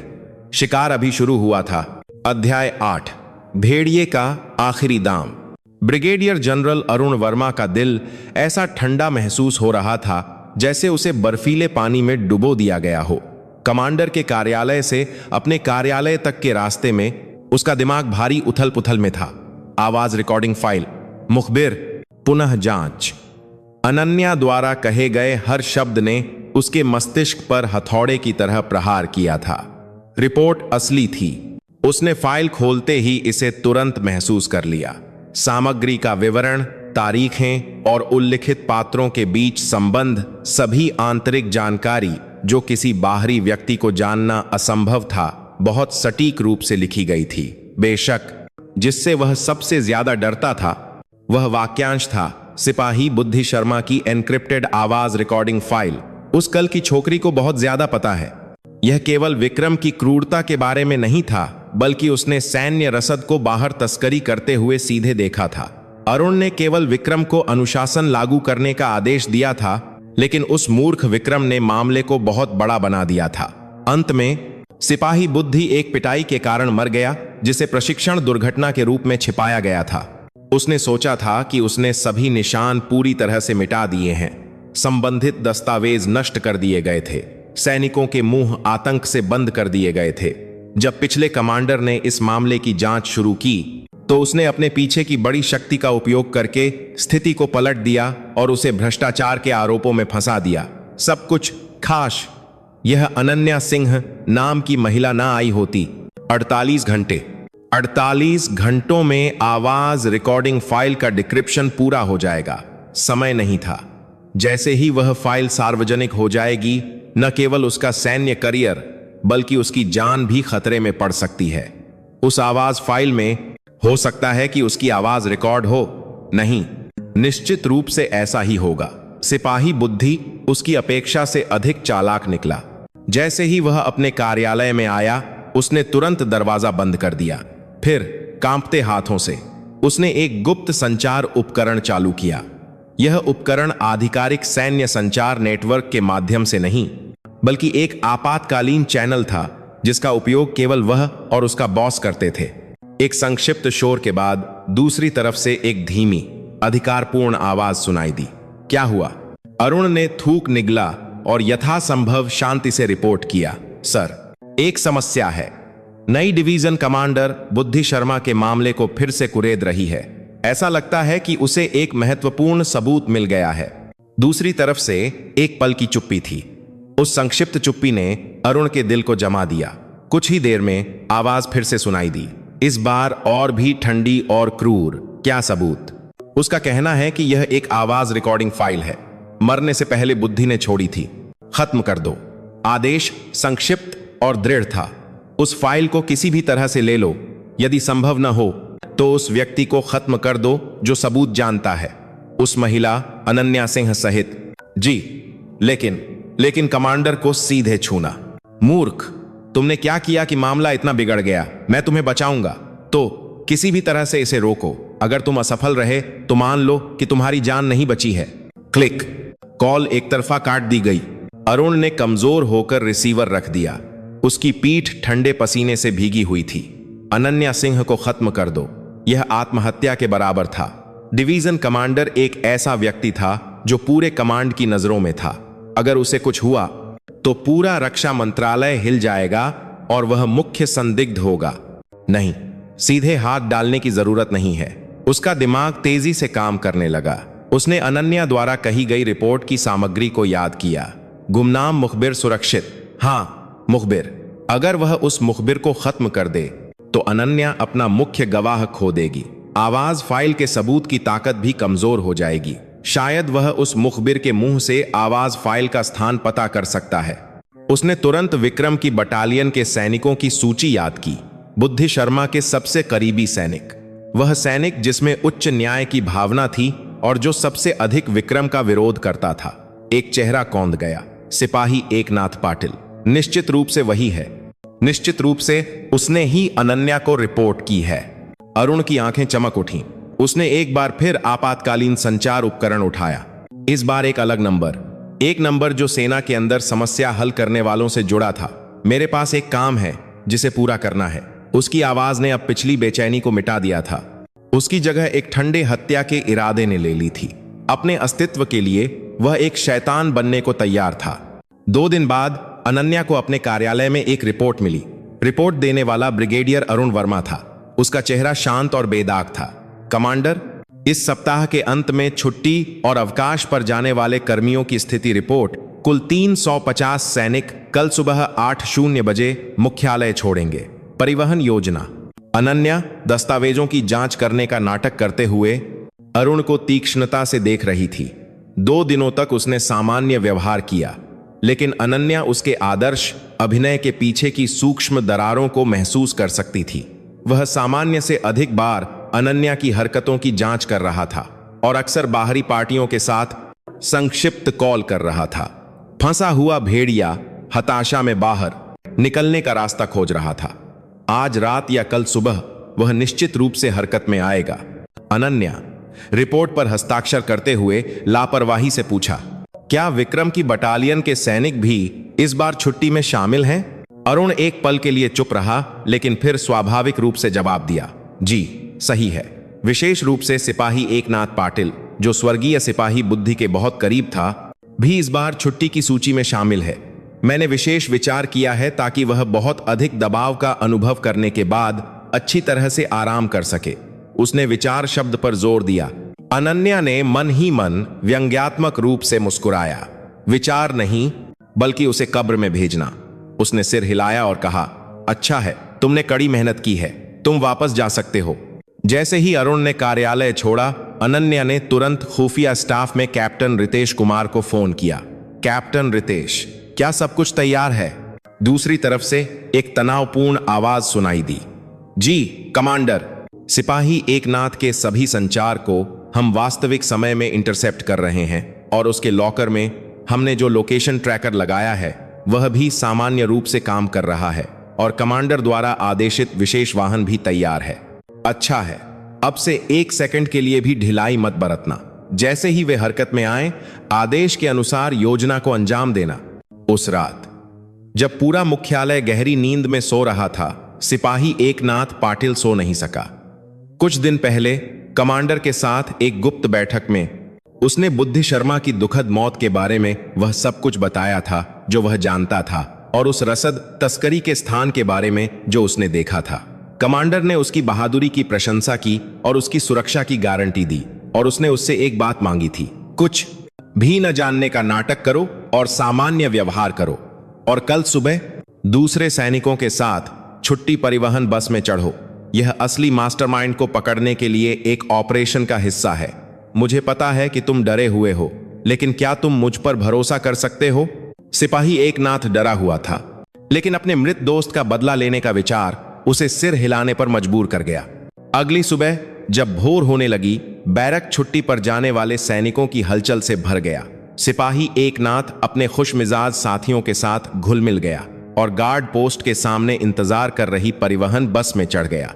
बस भारी इंजन की आवाज के साथ मुख्यालय से निकली। सिपाही एकनाथ खिड़की से बाहर देख रहा था, अनजाने में थूक निगल रहा था। बस मुख्यालय के सामने राजमार्ग पर लगभग 30 मिनट तक चली। वह सड़क सुनसान थी, पहाड़ों से घिरी हुई। ठीक उसी समय स्की पीछे से एक भयानक चीख की आवाज के साथ एक 25 टन का ट्रेलर ट्रक पागलों की तरह बस की ओर बढ़ा। ट्रक ने मध्य रेखा को पार किया और जंगली रूप से सीधे उस खिड़की की ओर बढ़ा जहां सिपाही एकनाथ बैठा था। बचाओ! बस तुरंत अराजकता में डूब गई। सैनिकों की चीखें फट पड़ीं। बस के ड्राइवर ने सहज रूप से स्टीयरिंग को दाईं ओर घुमाया। धड़ाम! बस रेलिंग से टकराई और सड़क के किनारे ढलान पर गिर गई। ट्रेलर ट्रक ने बस के पिछले हिस्से को केवल छुआ और अंधेरे में गायब हो गया। धुएं और धूल के बीच बस घायल सैनिकों की कराहों से भर गई। सौभाग्य से कोई हताहत नहीं हुआ, लेकिन अधिकांश सैनिकों को मामूली और गंभीर चोटें आईं। लेकिन कुछ अजीब था। सिपाही एकनाथ पाटिल, जिसे सबसे जोरदार टक्कर लगनी चाहिए थी, ठीक था नहीं। वह तो बस में था ही नहीं। उसी समय दुर्घटना स्थल से लगभग 5 किमी दूर एक अलग सड़क पर एक काली सेडान शांति से सड़क के किनारे रुकी। कार के अंदर अनन्या सिंह, कैप्टन रितेश कुमार और सिपाही एकनाथ पाटिल बैठे थे। उनके सामने एक लैपटॉप था और उसकी स्क्रीन पर एक लाल बिंदु चमक रहा था। सिपाही एकनाथ की वर्दी की जेब में लगे लोकेशन ट्रैकर से संकेत। कैप्टन रितेश ने फुर्ती से रिपोर्ट किया, कमांडर, योजना के अनुसार दुश्मन ने चारा खा लिया है। सिपाही एकनाथ का संकेत दुर्घटना स्थल पर रुक गया है। छुट्टी बस में चढ़ने वाला सिपाही एकनाथ नहीं था, बल्कि एक अन्य सैनिक था जिसका कद समान था। असली सिपाही एकनाथ। बस के रवाना होने से ठीक पहले अनन्या के आदेश पर उसे चुपके से दूसरे वाहन में स्थानांतरित कर दिया गया था। दुर्घटनाग्रस्त बस एक विशेष वाहन थी, एक बस जिसका बाहरी हिस्सा समान था, लेकिन अंदर का हिस्सा विशेष स्टील फ्रेम के साथ संशोधित किया गया था, जिसे पहले से तैयार किया गया था। यह सब अरुण वर्मा को पकड़ने के लिए अनन्या द्वारा डिजाइन किया गया एक कौखरतो जाल था। अनन्या की आंखें ठंडी चमक रही थीं। ट्रेलर ट्रक अब अनुमानित पलायन मार्ग का अनुसरण करते हुए उत्तर की ओर बढ़ रहा है। पीछा करने वाली टीम पहले से ही उसका पीछा कर रही है। अच्छा है, अनन्या ने सिर हिलाया। उसकी निगाह लैपटॉप स्क्रीन से परे पहाड़ों पर टिकी थी, जो अभी भी अंधेरे में डूबे हुए थे। उसने धीमी आवाज में कहा, अब हम भेड़िए का शिकार शुरू करते हैं। अध्याय 9, अंतिम टकराव। रात के अंधकार को चीरते हुए एक काला ट्रेलर ट्रक पहाड़ी सड़क पर तेजी से दौड़ रहा था। हेडलाइट्स द्वारा रोशन संकीर्ण सड़क के बाहर घने अंधेरे में कुछ भी दिखाई नहीं दे रहा था। पहिए के पीछे बैठे आदमी का चेहरा पसीने और तेल से लथपथ था। उसने रियर व्यू मिरर में देखा, कोई पीछा नहीं कर रहा था। फू, उस आदमी ने राहत की सांस ली। दुर्घटना थी, बस निश्चित रूप से चकनाचूर हो गई होगी। अंदर का लक्ष्य निश्चित रूप से तुरंत मर गया होगा। अब बस वादे के मुताबिक जगह पर जाना है और बाकी भुगतान प्राप्त करना है, फिर सब कुछ खत्म हो जाएगा। एक बात के साथ, दुर्घटना में आपकी 7,000 की आपकी साथ अभी तक करना है। व्यंग्यात्मक रूप से मुस्कुराते हुए वह गैस पेडल को और गहरा दबाने वाला था। तभी वीयू वीयू वीयू अचानक पीछे से नरक के सायरन की आवाज ने कानों को फाड़ दिया। आदमी चौंक गया और फिर से रियर व्यू मिरर में देखने लगा। न जाने कब से 2 सैन्य पुलिस जीपें, जिनकी हेडलाइट्स बंद थीं, एक भूत की तरह केवल कुछ 10 मीटर पीछे पीछा कर रही थीं। और जैसे कि वह सायरन एक संकेत था, दोनों जीपों ने एक साथ अपनी सभी लाइटें चालू कर दीं।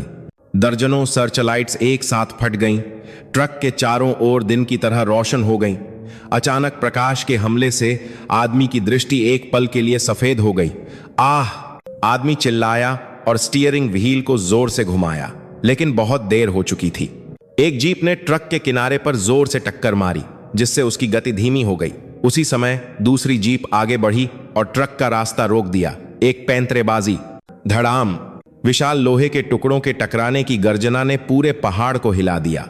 ट्रेलर ट्रक फंस गया, न आगे बढ़ सकता था और न ही पीछे, और सड़क के बीच में रुकने के लिए मजबूर हो गया। पूरी तरह से सशस्त्र एमपी जो जीपों से उतरे थे, उन्होंने तुरंत ट्रक को घेर लिया।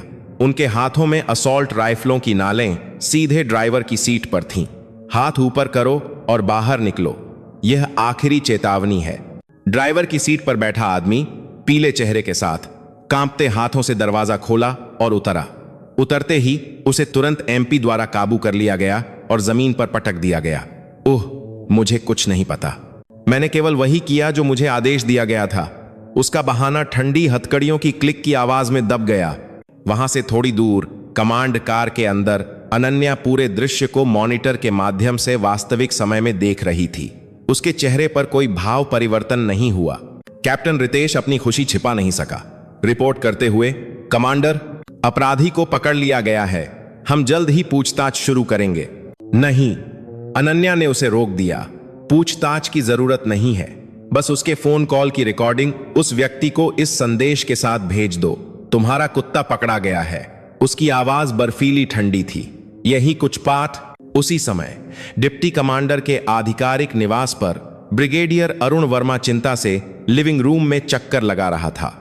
समस्या हल करने वाले से मिशन पूरा हुआ का संक्षिप्त संदेश प्राप्त करने के बाद वह अगले संपर्क की प्रतीक्षा कर रहा था। उसका दिमाग विभिन्न गणनाओं से भरा था। एकनाथ पाटिल मर चुका है। अनन्या का सबसे मजबूत कार्ड अब चला गया है।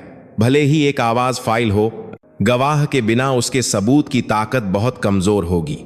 अब बस समय निकालना है और उस फाइल को प्राप्त करने का कोई तरीका खोजना है, या सबसे बुरे मामले में अपने बॉस की शक्ति का उपयोग करके कहीं और स्थानांतरित हो जाना है। उसे विश्वास था कि वह जीत गया है, इस खतरनाक खेल से बच गया है। तभी बजर मेज पर रखा उसका निजी सेल फोन संक्षिप्त रूप से कंपन हुआ। उसने सहज रूप से उसे उठाया। प्रेषक एक अज्ञात नंबर था। क्या वह बाकी भुगतान मांग रहा है? उसने बिना किसी संदेह के संदेश खोला और उसका चेहरा तुरंत जम गया। संदेश में केवल एक पंक्ति थी, तुम्हारा कुत्ता पकड़ा गया है, और उसके नीचे उस समस्या हल करने वाले के साथ उसकी कॉल हिस्ट्री वाली एक फाइल संलग्न थी जिसे उसने काम पर रखा था। यह क्या है? उसके हाथ सूक्ष्म रूप से कांपने लगे। उसका दिल पेट में गिर गया। असफल, सब कुछ असफल। जब उसका दिमाग खाली था तो उसका फोन फिर से बजा। इस बार एक फोन करने वाली डिवीजन कमांडर अनन्या सिंह। वह डर के मारे अपना फोन लगभग गिरा ही चुका था। कई बार हिचकिचाने के बाद उसने कांपते हाथों से जवाब बटन दबाया। हेलो। दूसरी तरफ से अनन्या की ठंडी आवाज सुनाई दी, जो मानो नरक की गहराइयों से आ रही हो। ब्रिगेडियर अरुण, सुप्रभात। तुरंत कमांडर के कार्यालय में आओ, हमें तुम्हारे कारनामों के बारे में लंबी बात करनी है। टूट टूट। कॉल एक तरफा काट दी गई। अरुण एक पल के लिए स्तब्ध खड़ा रहा। सब कुछ खत्म हो गया था। उसके पास भागने के लिए कोई जगह नहीं थी, बहाने बनाने के लिए कोई गुंजाइश नहीं थी, लेकिन वह इतनी आसानी से टूट नहीं सकता था। उसने इस इकाई में 20 साल सेवा की थी। वह अपनी हर चीज को एक कल की छोकरी द्वारा छीनने नहीं दे सकता था। पागलपन उसकी आंखों में रेंगने लगा। ठीक है, जो भी हो जाए। वह लड़खड़ाते हुए अपने कार्यालय में गया, एक बंद तिजोरी खोली और वहां रखी अपनी पिस्तौल निकाली। स्टील की ठंडक ने उसके हाथ को ढक लिया। उसने मैगजीन की जांच की और सुरक्षा लॉक हटाया। मैं अकेला नहीं मरूंगा, तुम्हें मेरे साथ चलना होगा। अनन्या सिंह।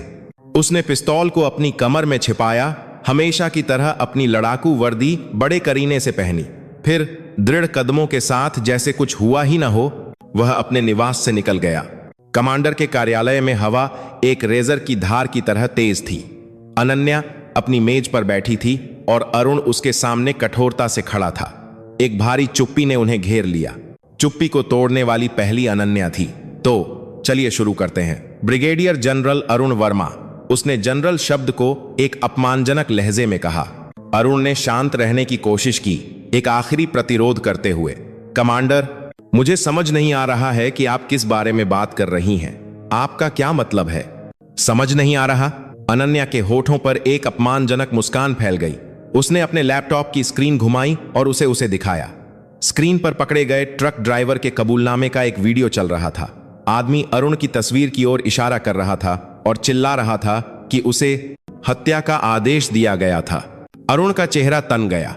अनन्या ने वीडियो बंद कर दिया और ठंड से जारी रखा। तुमने मुझे शुरू से ही धोखा दिया।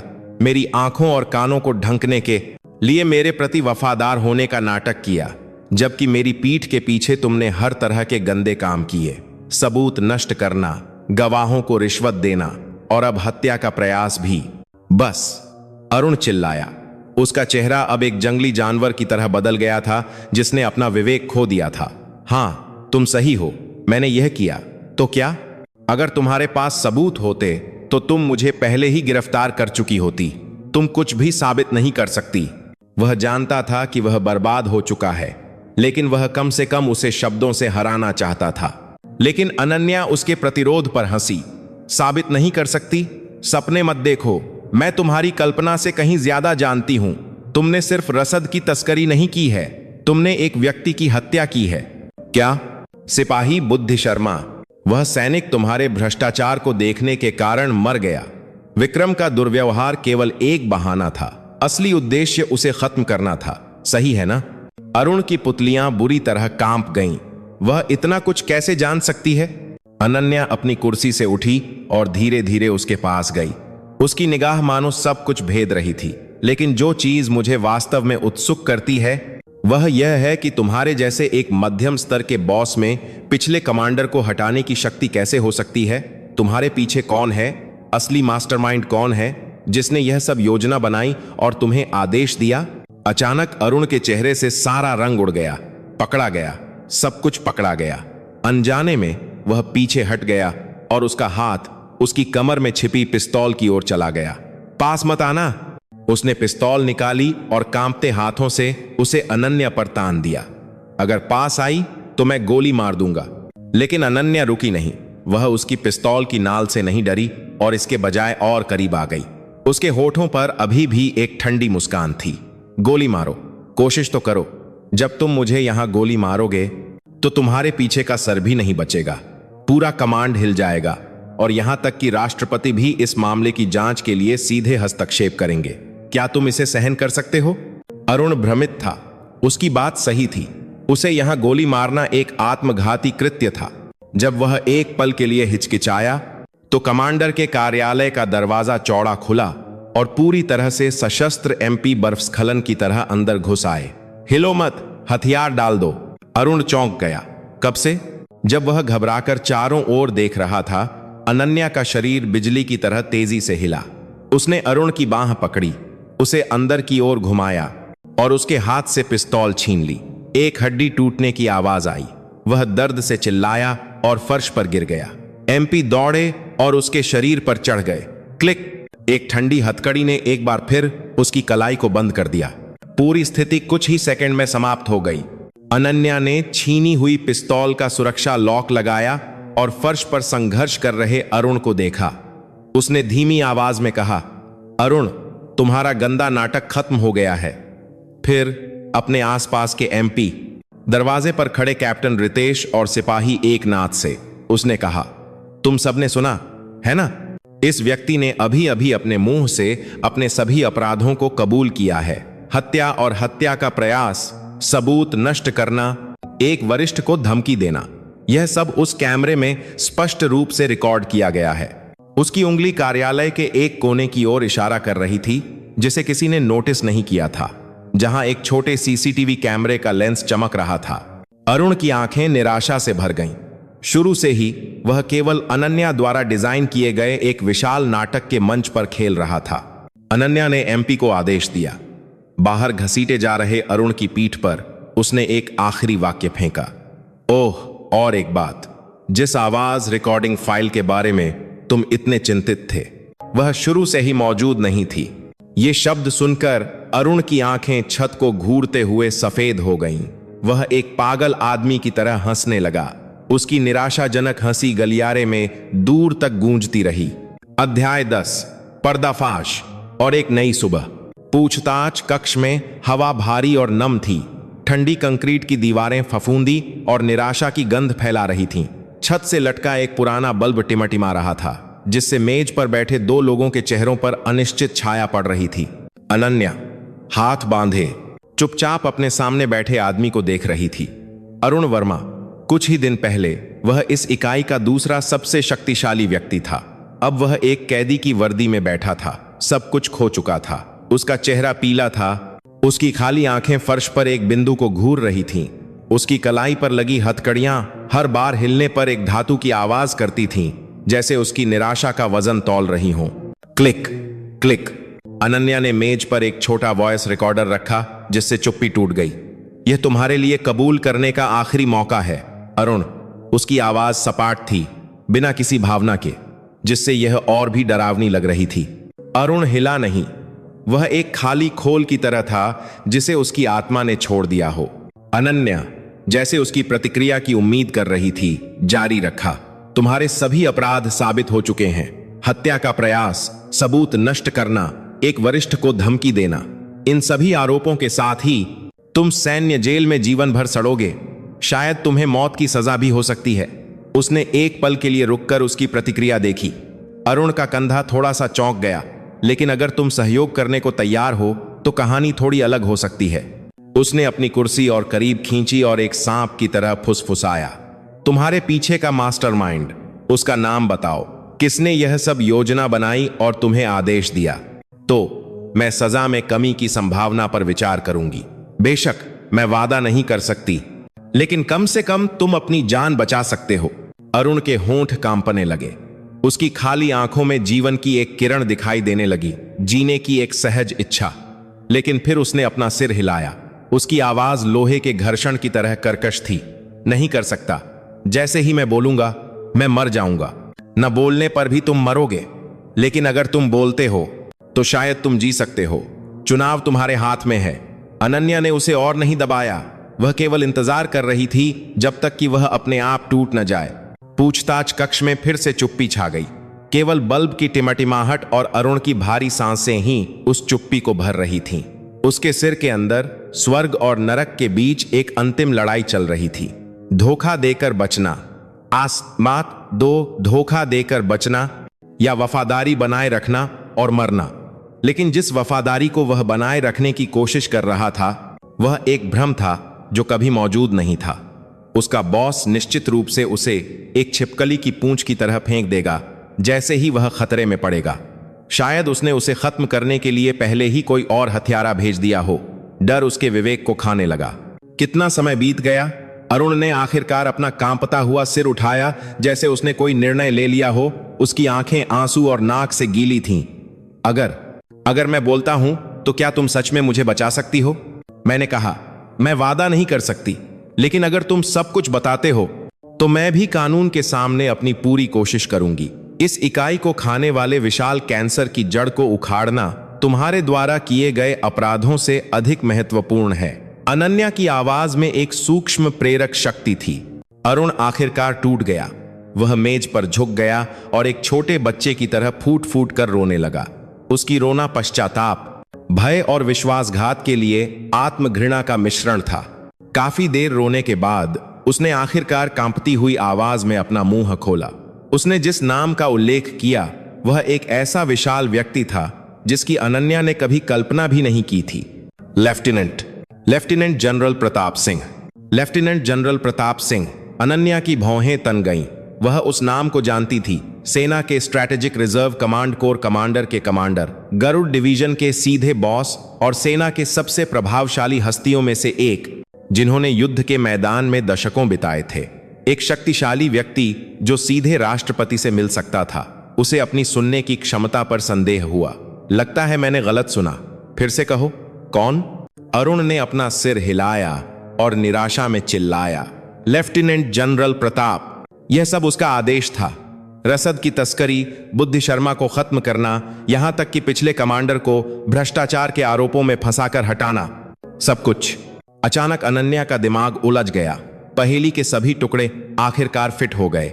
विक्रम जैसे एक निम्न श्रेणी के अधिकारी का भ्रष्टाचार, अरुण द्वारा सबूतों का चालाकी से विनाश, पिछले कमांडर की अजीबोगरीब अपमानजनक बर्खास्तगी, इन सभी घटनाओं के पीछे एक कोर कमांडर की एक विशाल छाया थी। अरुण का मुंह खुलते ही उसने एक टूटे हुए बांध की तरह सब कुछ उगल दिया। कोर कमांडर वर्षों से सेना के महत्वपूर्ण पदों पर अपने लोगों को लगा रहा है। उनके माध्यम से उसने बड़ी मात्रा में काला धन जमा किया। वह पैसा सिर्फ खुद को अमीर बनाने के लिए नहीं था। इसका इस्तेमाल राजनेताओं को रिश्वत देने और अपना निजी संगठन बनाने के लिए किया गया था। उसका सेना का उपयोग करने का एक बड़ा इरादा है। एक बड़ा इरादा, भले ही यह एक तख्ता पलट न हो। उसकी सेना को नियंत्रित करने और अगली सरकार में एक प्रमुख व्यक्ति बनने की महत्वाकांक्षा है। पिछला कमांडर उसकी योजना में एक बाधा था, बहुत सीधा और साफ सुथरा। इसलिए हमें उसे फंसाने का आदेश दिया गया। अनन्या ने अपनी सांस रोक ली। यह सिर्फ एक सामान्य सैन्य भ्रष्टाचार का मामला नहीं था। यह एक बड़ा राजद्रोह का कृत्य था जो सेना की नींव को हिला रहा था। बुद्धि शर्मा ने संयोग से उस काले धन के लेन देन को देख लिया, इसीलिए उसे खत्म कर दिया गया। मैंने केवल आदेशों का पालन किया। अगर नहीं करता तो मैं मर जाता। अरुण दहाड़ा, अपने अपराधों को सही ठहराने की कोशिश कर रहा था। अनन्या ने रिकॉर्डर पर स्टॉप बटन दबाया। उसे वह सब मिल गया था जिसकी उसे जरूरत थी। वह उठी और पूछताछ कक्ष के दरवाजे की ओर चली गई।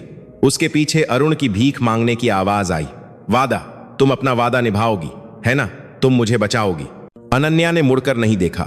उसने केवल एक ठंडा वाक्य फेंका, कानून फैसला करेगा।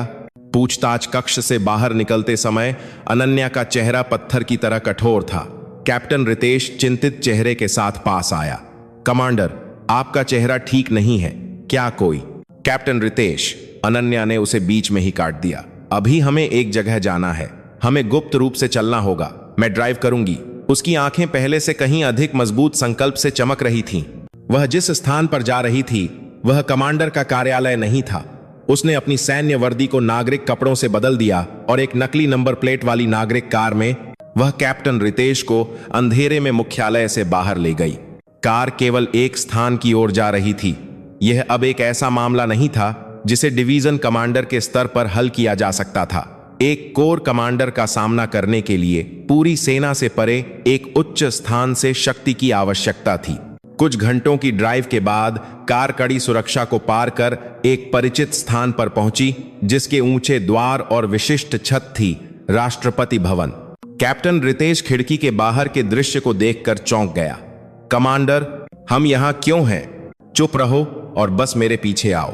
अनन्या, जैसे उसने पहले ही एक अपॉइंटमेंट ले रखी हो, बिना किसी हिचकिचाहट के अंदर चली गई। उसकी पहचान की जांच करने के बाद गार्डों ने तुरंत रास्ता खोल दिया। वह एक जटिल गलियारे से गुजरी और एक कार्यालय के दरवाजे के सामने रुकी। उसके ऊपर राष्ट्रपति के चीफ ऑफ स्टाफ की पट्टिका लगी थी। उसने एक गहरी सांस ली और दरवाजा खटखटाया। अंदर आओ। अंदर से एक भारी आवाज सुनाई दी। जब अनन्या ने दरवाजा खोला और अंदर आई तो अंदर बैठे एक सफेद बालों वाले बूढ़े व्यक्ति तुरंत खड़े हो गए। वह भारत के राष्ट्रपति के विश्वास पात्र थे, चीफ ऑफ स्टाफ, और अतीत में वह एक संरक्षक थे जिन्होंने अनन्या की प्रतिभा को तब पहचाना था जब वह अभी भी एक कैडेट थी और उसके कट्टर समर्थक बन गए थे। चीफ ऑफ स्टाफ ने उसे आश्चर्य से देखा। जनरल, अनन्या, बिना किसी सूचना के यहां आने का क्या कारण है? माफ कीजिए सर, मुझे पता है कि मैं कमांड की श्रृंखला का उल्लंघन कर रही हूं और अधिकार क्षेत्र से आगे बढ़ रही हूं, लेकिन इस समय यह एक आपात स्थिति है जो देश की सुरक्षा से संबंधित है। बिना किसी हिचकिचाहट के जो का अधिकार को ऐसा नाकोचार। उसने वॉइस रिकॉर्डर और संबंधित सबूत जो वह लाई थी उनकी मेज पर रख दिए। लेफ्टिनेंट जनरल प्रताप सिंह, उसने सेना का निजीकरण किया है और देश को गिराने की साजिश रच रहा है। उसके द्वारा कहे गए हर शब्द ने चीफ ऑफ स्टाफ के मिलनसार चेहरे को धीरे धीरे कठोर बना दिया। उनकी निगाह एक रेजर की धार की तरह तेज हो गई। भारत गणराज्य को हिला देने वाला बड़ा तूफान इस छोटे से कार्यालय से शुरू हुआ। उपसंहार। एक नई सुबह। अगली सुबह भोर होने से पहले सेना के स्ट्रेटेजिक रिजर्व कमांड का मुख्यालय अंधेरे में डूबा हुआ था। आमतौर पर कड़ी सुरक्षा के बीच शांत रहने वाला मुख्यालय आज एक अदृश्य तनाव से उथल पुथल में था। अंधेरे को चीरते हुए कई काली सेडान कारें गर्जना के साथ मुख्यालय के मुख्य द्वार में घुसीं। गार्ड पोस्ट पर मौजूद सैनिक चौंक गए और उन्हें रोकने की कोशिश की, लेकिन कारों ने अपनी गति कम नहीं की।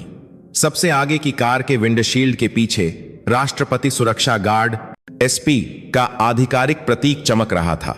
गेट खोलो, एसपीजी वाहन। एक गार्ड कमांडर की घबराई हुई चीख के साथ मजबूत लोहे का गेट खुल गया। कारें बिना रुके आगे बढ़ीं और एक तेज चीख के साथ मुख्य भवन के सामने रुक गईं। काले सूट में एसपीजी सदस्य और संयुक्त जांच दल के जांचकर्ता बाहर निकले। उनके हाथों में असॉल्ट राइफलें और पिस्तौल थीं। उनके चेहरे भावहीन थे और उनके बीच एक परिचित चेहरा दिखाई दे रहा था। अनन्या सिंह, लड़ाकू वर्दी में, और उसके कंधे पर 2 सितारे। उसके बगल में राष्ट्रपति के चीफ ऑफ स्टाफ एक कठोर चेहरे के साथ खड़े थे। मुख्यालय का एक कर्नल रैंक का ड्यूटी अधिकारी जल्दबाजी में बाहर भागा। वह हकला रहा था, जैसे उसे अपनी आंखों के सामने के दृश्य पर विश्वास न हो। यह क्या हो रहा है? यह कोर मुख्यालय है, मुख्यालय है। आप बिना अनुमति के इस तरह अंदर नहीं आ सकते। चीफ ऑफ स्टाफ ने उसे बीच में ही काट दिया। उनकी आवाज स्टील की तरह ठंडी थी। यह राष्ट्रपति का सीधा आदेश है। लेफ्टिनेंट जनरल प्रताप सिंह को राजद्रोह और राष्ट्रीय सुरक्षा अधिनियम के उल्लंघन के आरोप में तत्काल गिरफ्तार किया जाता है। इस क्षण से पूरे कोर मुख्यालय को अपने कब्जे में ले लिया गया है। जो कोई भी विरोध करेगा उसे मौके पर ही काबू करने की अनुमति है। जैसे ही राष्ट्रपति शब्द निकला, कर्नल के चेहरे से सारा रंग उड़ गया। यह कोई निरीक्षण या आंतरिक सैन्य जांच नहीं थी, यह एक अचूक निर्णय था। लेफ्टिनेंट जनरल प्रताप कहां है? अनन्या ने धीमी आवाज में पूछा। कोर कमांडर अपने कार्यालय में है। अनन्या ने और कुछ नहीं पूछा और मुख्य भवन में कदम रखा। संयुक्त जांच दल उसके पीछे पीछे चला। उनके जूतों की आवाज खाली गलियारे में गूंज रही थी। कोर कमांडर के कार्यालय का दरवाजा सामने आया। धड़ाम। अनन्या ने बिना खटखटाए दरवाजे को जोर से धक्का देकर खोला। अंदर लेफ्टिनेंट जनरल प्रताप सिंह थे। वह आरामदायक कपड़ों में खिड़की से बाहर देख रहे थे। वह अचानक घुसपैठ से हैरान नहीं थे। इसके विपरीत, जैसे उन्हें सब कुछ पता हो, वह धीरे धीरे मुड़े। उनका चेहरा दशकों के सैन्य अनुभव और अधिकार से भरा था। उनकी निगाह अभी भी तेज थी। उन्होंने धीरे धीरे उन अनगिनत हथियारों की नालों को स्कैन किया जो उनकी ओर थीं, फिर अपनी निगाह अनन्या पर टिका दी। उनके होठों पर एक हल्की व्यंग्यात्मक मुस्कान फैल गई। तो तुम हो अनन्या सिंह? उनकी आवाज में थोड़ी भी कंपकंपी नहीं थी। यह एक पुराने शेर की छवि थी जो अंत तक अपने अधिकार को बनाए रखने की कोशिश कर रहा था। अनन्या उनकी ओर चली और उनकी मेज पर एक ठंडी हथकड़ी फेंक दी। प्रताप, भारत गणराज्य के साथ विश्वासघात करने के तुम्हारे पाप के लिए, अपने अधीनस्थों को कब्र में भेजने के तुम्हारे पाप के लिए और एक सैनिक के सम्मान को कलंकित करने के तुम्हारे पाप के इन सभी पापों के साथ मैं तुम्हें गिरफ्तार करती हूं। प्रताप ने हथकड़ी को देखा और हंसे। गिरफ्तार? कितना हास्यास्पद है। इस सेना में जहां मैंने अपना पूरा जीवन समर्पित कर दिया, तुम्हारी जैसी एक औरत मुझे न्याय करने की हिम्मत करती है। न्याय मेरे द्वारा नहीं किया जाता है। कानून करेगा, इतिहास करेगा और वे बेचैन आत्माएं करेंगी जो तुम्हारी वजह से व्यर्थ में मारी गईं।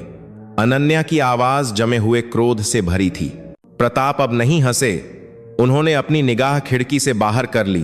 पूर्व में आकाश धीरे धीरे रोशन हो रहा था। एक नए युग की सुबह आ रही थी, लेकिन यह वह सुबह नहीं थी जिसका उन्होंने सपना देखा था। उन्होंने खुद हथकड़ी उठाई और अपने दोनों हाथ आगे बढ़ा दिए। उनका आखिरी गौरव। जैसे ही हथकड़ी ने उनकी कलाई को बंद किया, उन्होंने दशकों में बनाया विशाल साम्राज्य एक रेत के महल की तरह ढह गया। जांच दल के सदस्यों ने उनकी दोनों भुजाओं को पकड़ा और उन्हें बाहर घसीटा। जब तक उन्हें बाहर घसीटा गया, उन्होंने अनन्या से अपनी निगाहें नहीं हटाईं। उनकी निगाह मानो कह रही थी, यह मत सोचना कि यह खत्म हो गया है। लेकिन सब कुछ खत्म हो गया था। उनके कदमों की आवाज गलियारे के अंत में गायब हो गई और कोर कमांडर के कार्यालय में फिर से शांति छा गई। अनन्या खिड़की के पास गई और उगते हुए लाल सूरज को देखा। उसकी आंखों में उस दिन का धूल भरा परेड ग्राउंड, उसके कंधों पर दबाव डालने वाले विशाल पत्थर का वजन कौंध गया। विक्रम की उपहास भरी आवाज, उसे एहसास हुआ वह सारा अपमान और पीड़ा इस क्षण के लिए थी। उस दिन एक बड़ी सफाई शुरू हुई जिसे भारतीय सेना के इतिहास में दर्ज किया जाएगा। लेफ्टिनेंट जनरल प्रताप की गिरफ्तारी से शुरू होकर उनके अधीन दर्जनों भ्रष्ट जनरलों और अधिकारियों को जेल भेजा गया। उन्होंने वर्षों में गबन किए गए खरबों रुपये के काले धन को देश के खजाने में वापस कर दिया गया और उनके अपराधों को मीडिया में पूरी तरह से उजागर किया गया।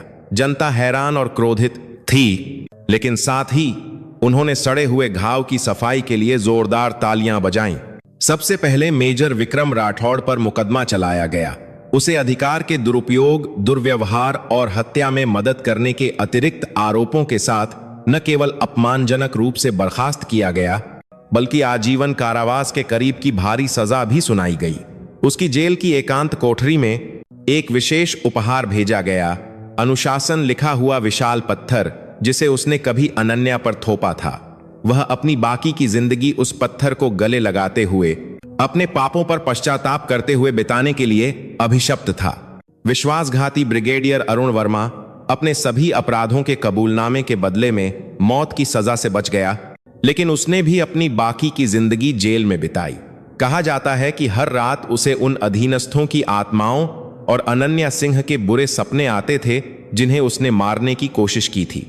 अनन्या सिंह गरुड़ डिवीजन के कमांडर के रूप में अपनी इकाई को जड़ से सुधारना शुरू कर दिया। अन्यायपूर्ण प्रथाएं और दुर्व्यवहार गायब हो गए और डिवीजन एक मजबूत और पारदर्शी इकाई के रूप में पुनर्जन्म लिया जो सैनिकों के मानवाधिकारों का सम्मान करती थी। एक उज्जवल दिन वह अकेले सिपाही बुद्धि शर्मा की कब्र पर गई। उसने एक फूल रखा और धीरे से फुसफुसाया, अब शांति से आराम करो बेटे। गर्म धूप की किरणें उसके कंधों पर पड़ी। एक पत्थर कुछ लोगों के लिए अपमान का बोझ हो सकता है, लेकिन कभी कभी यह न्याय स्थापित करने के लिए एक आधारशिला भी बन सकता है। सबसे खतरनाक दुश्मन शायद आपके सामने गुर्राने वाला जंगली जानवर न हो, शायद वह व्यक्ति है जो आपकी पीठ के पीछे सबसे दोस्ताना मुस्कान देता है। विश्वास एक दोधारी तलवार है। क्या आपको कभी उस व्यक्ति द्वारा धोखा दिया गया है जिस पर आप सबसे ज्यादा भरोसा करते थे?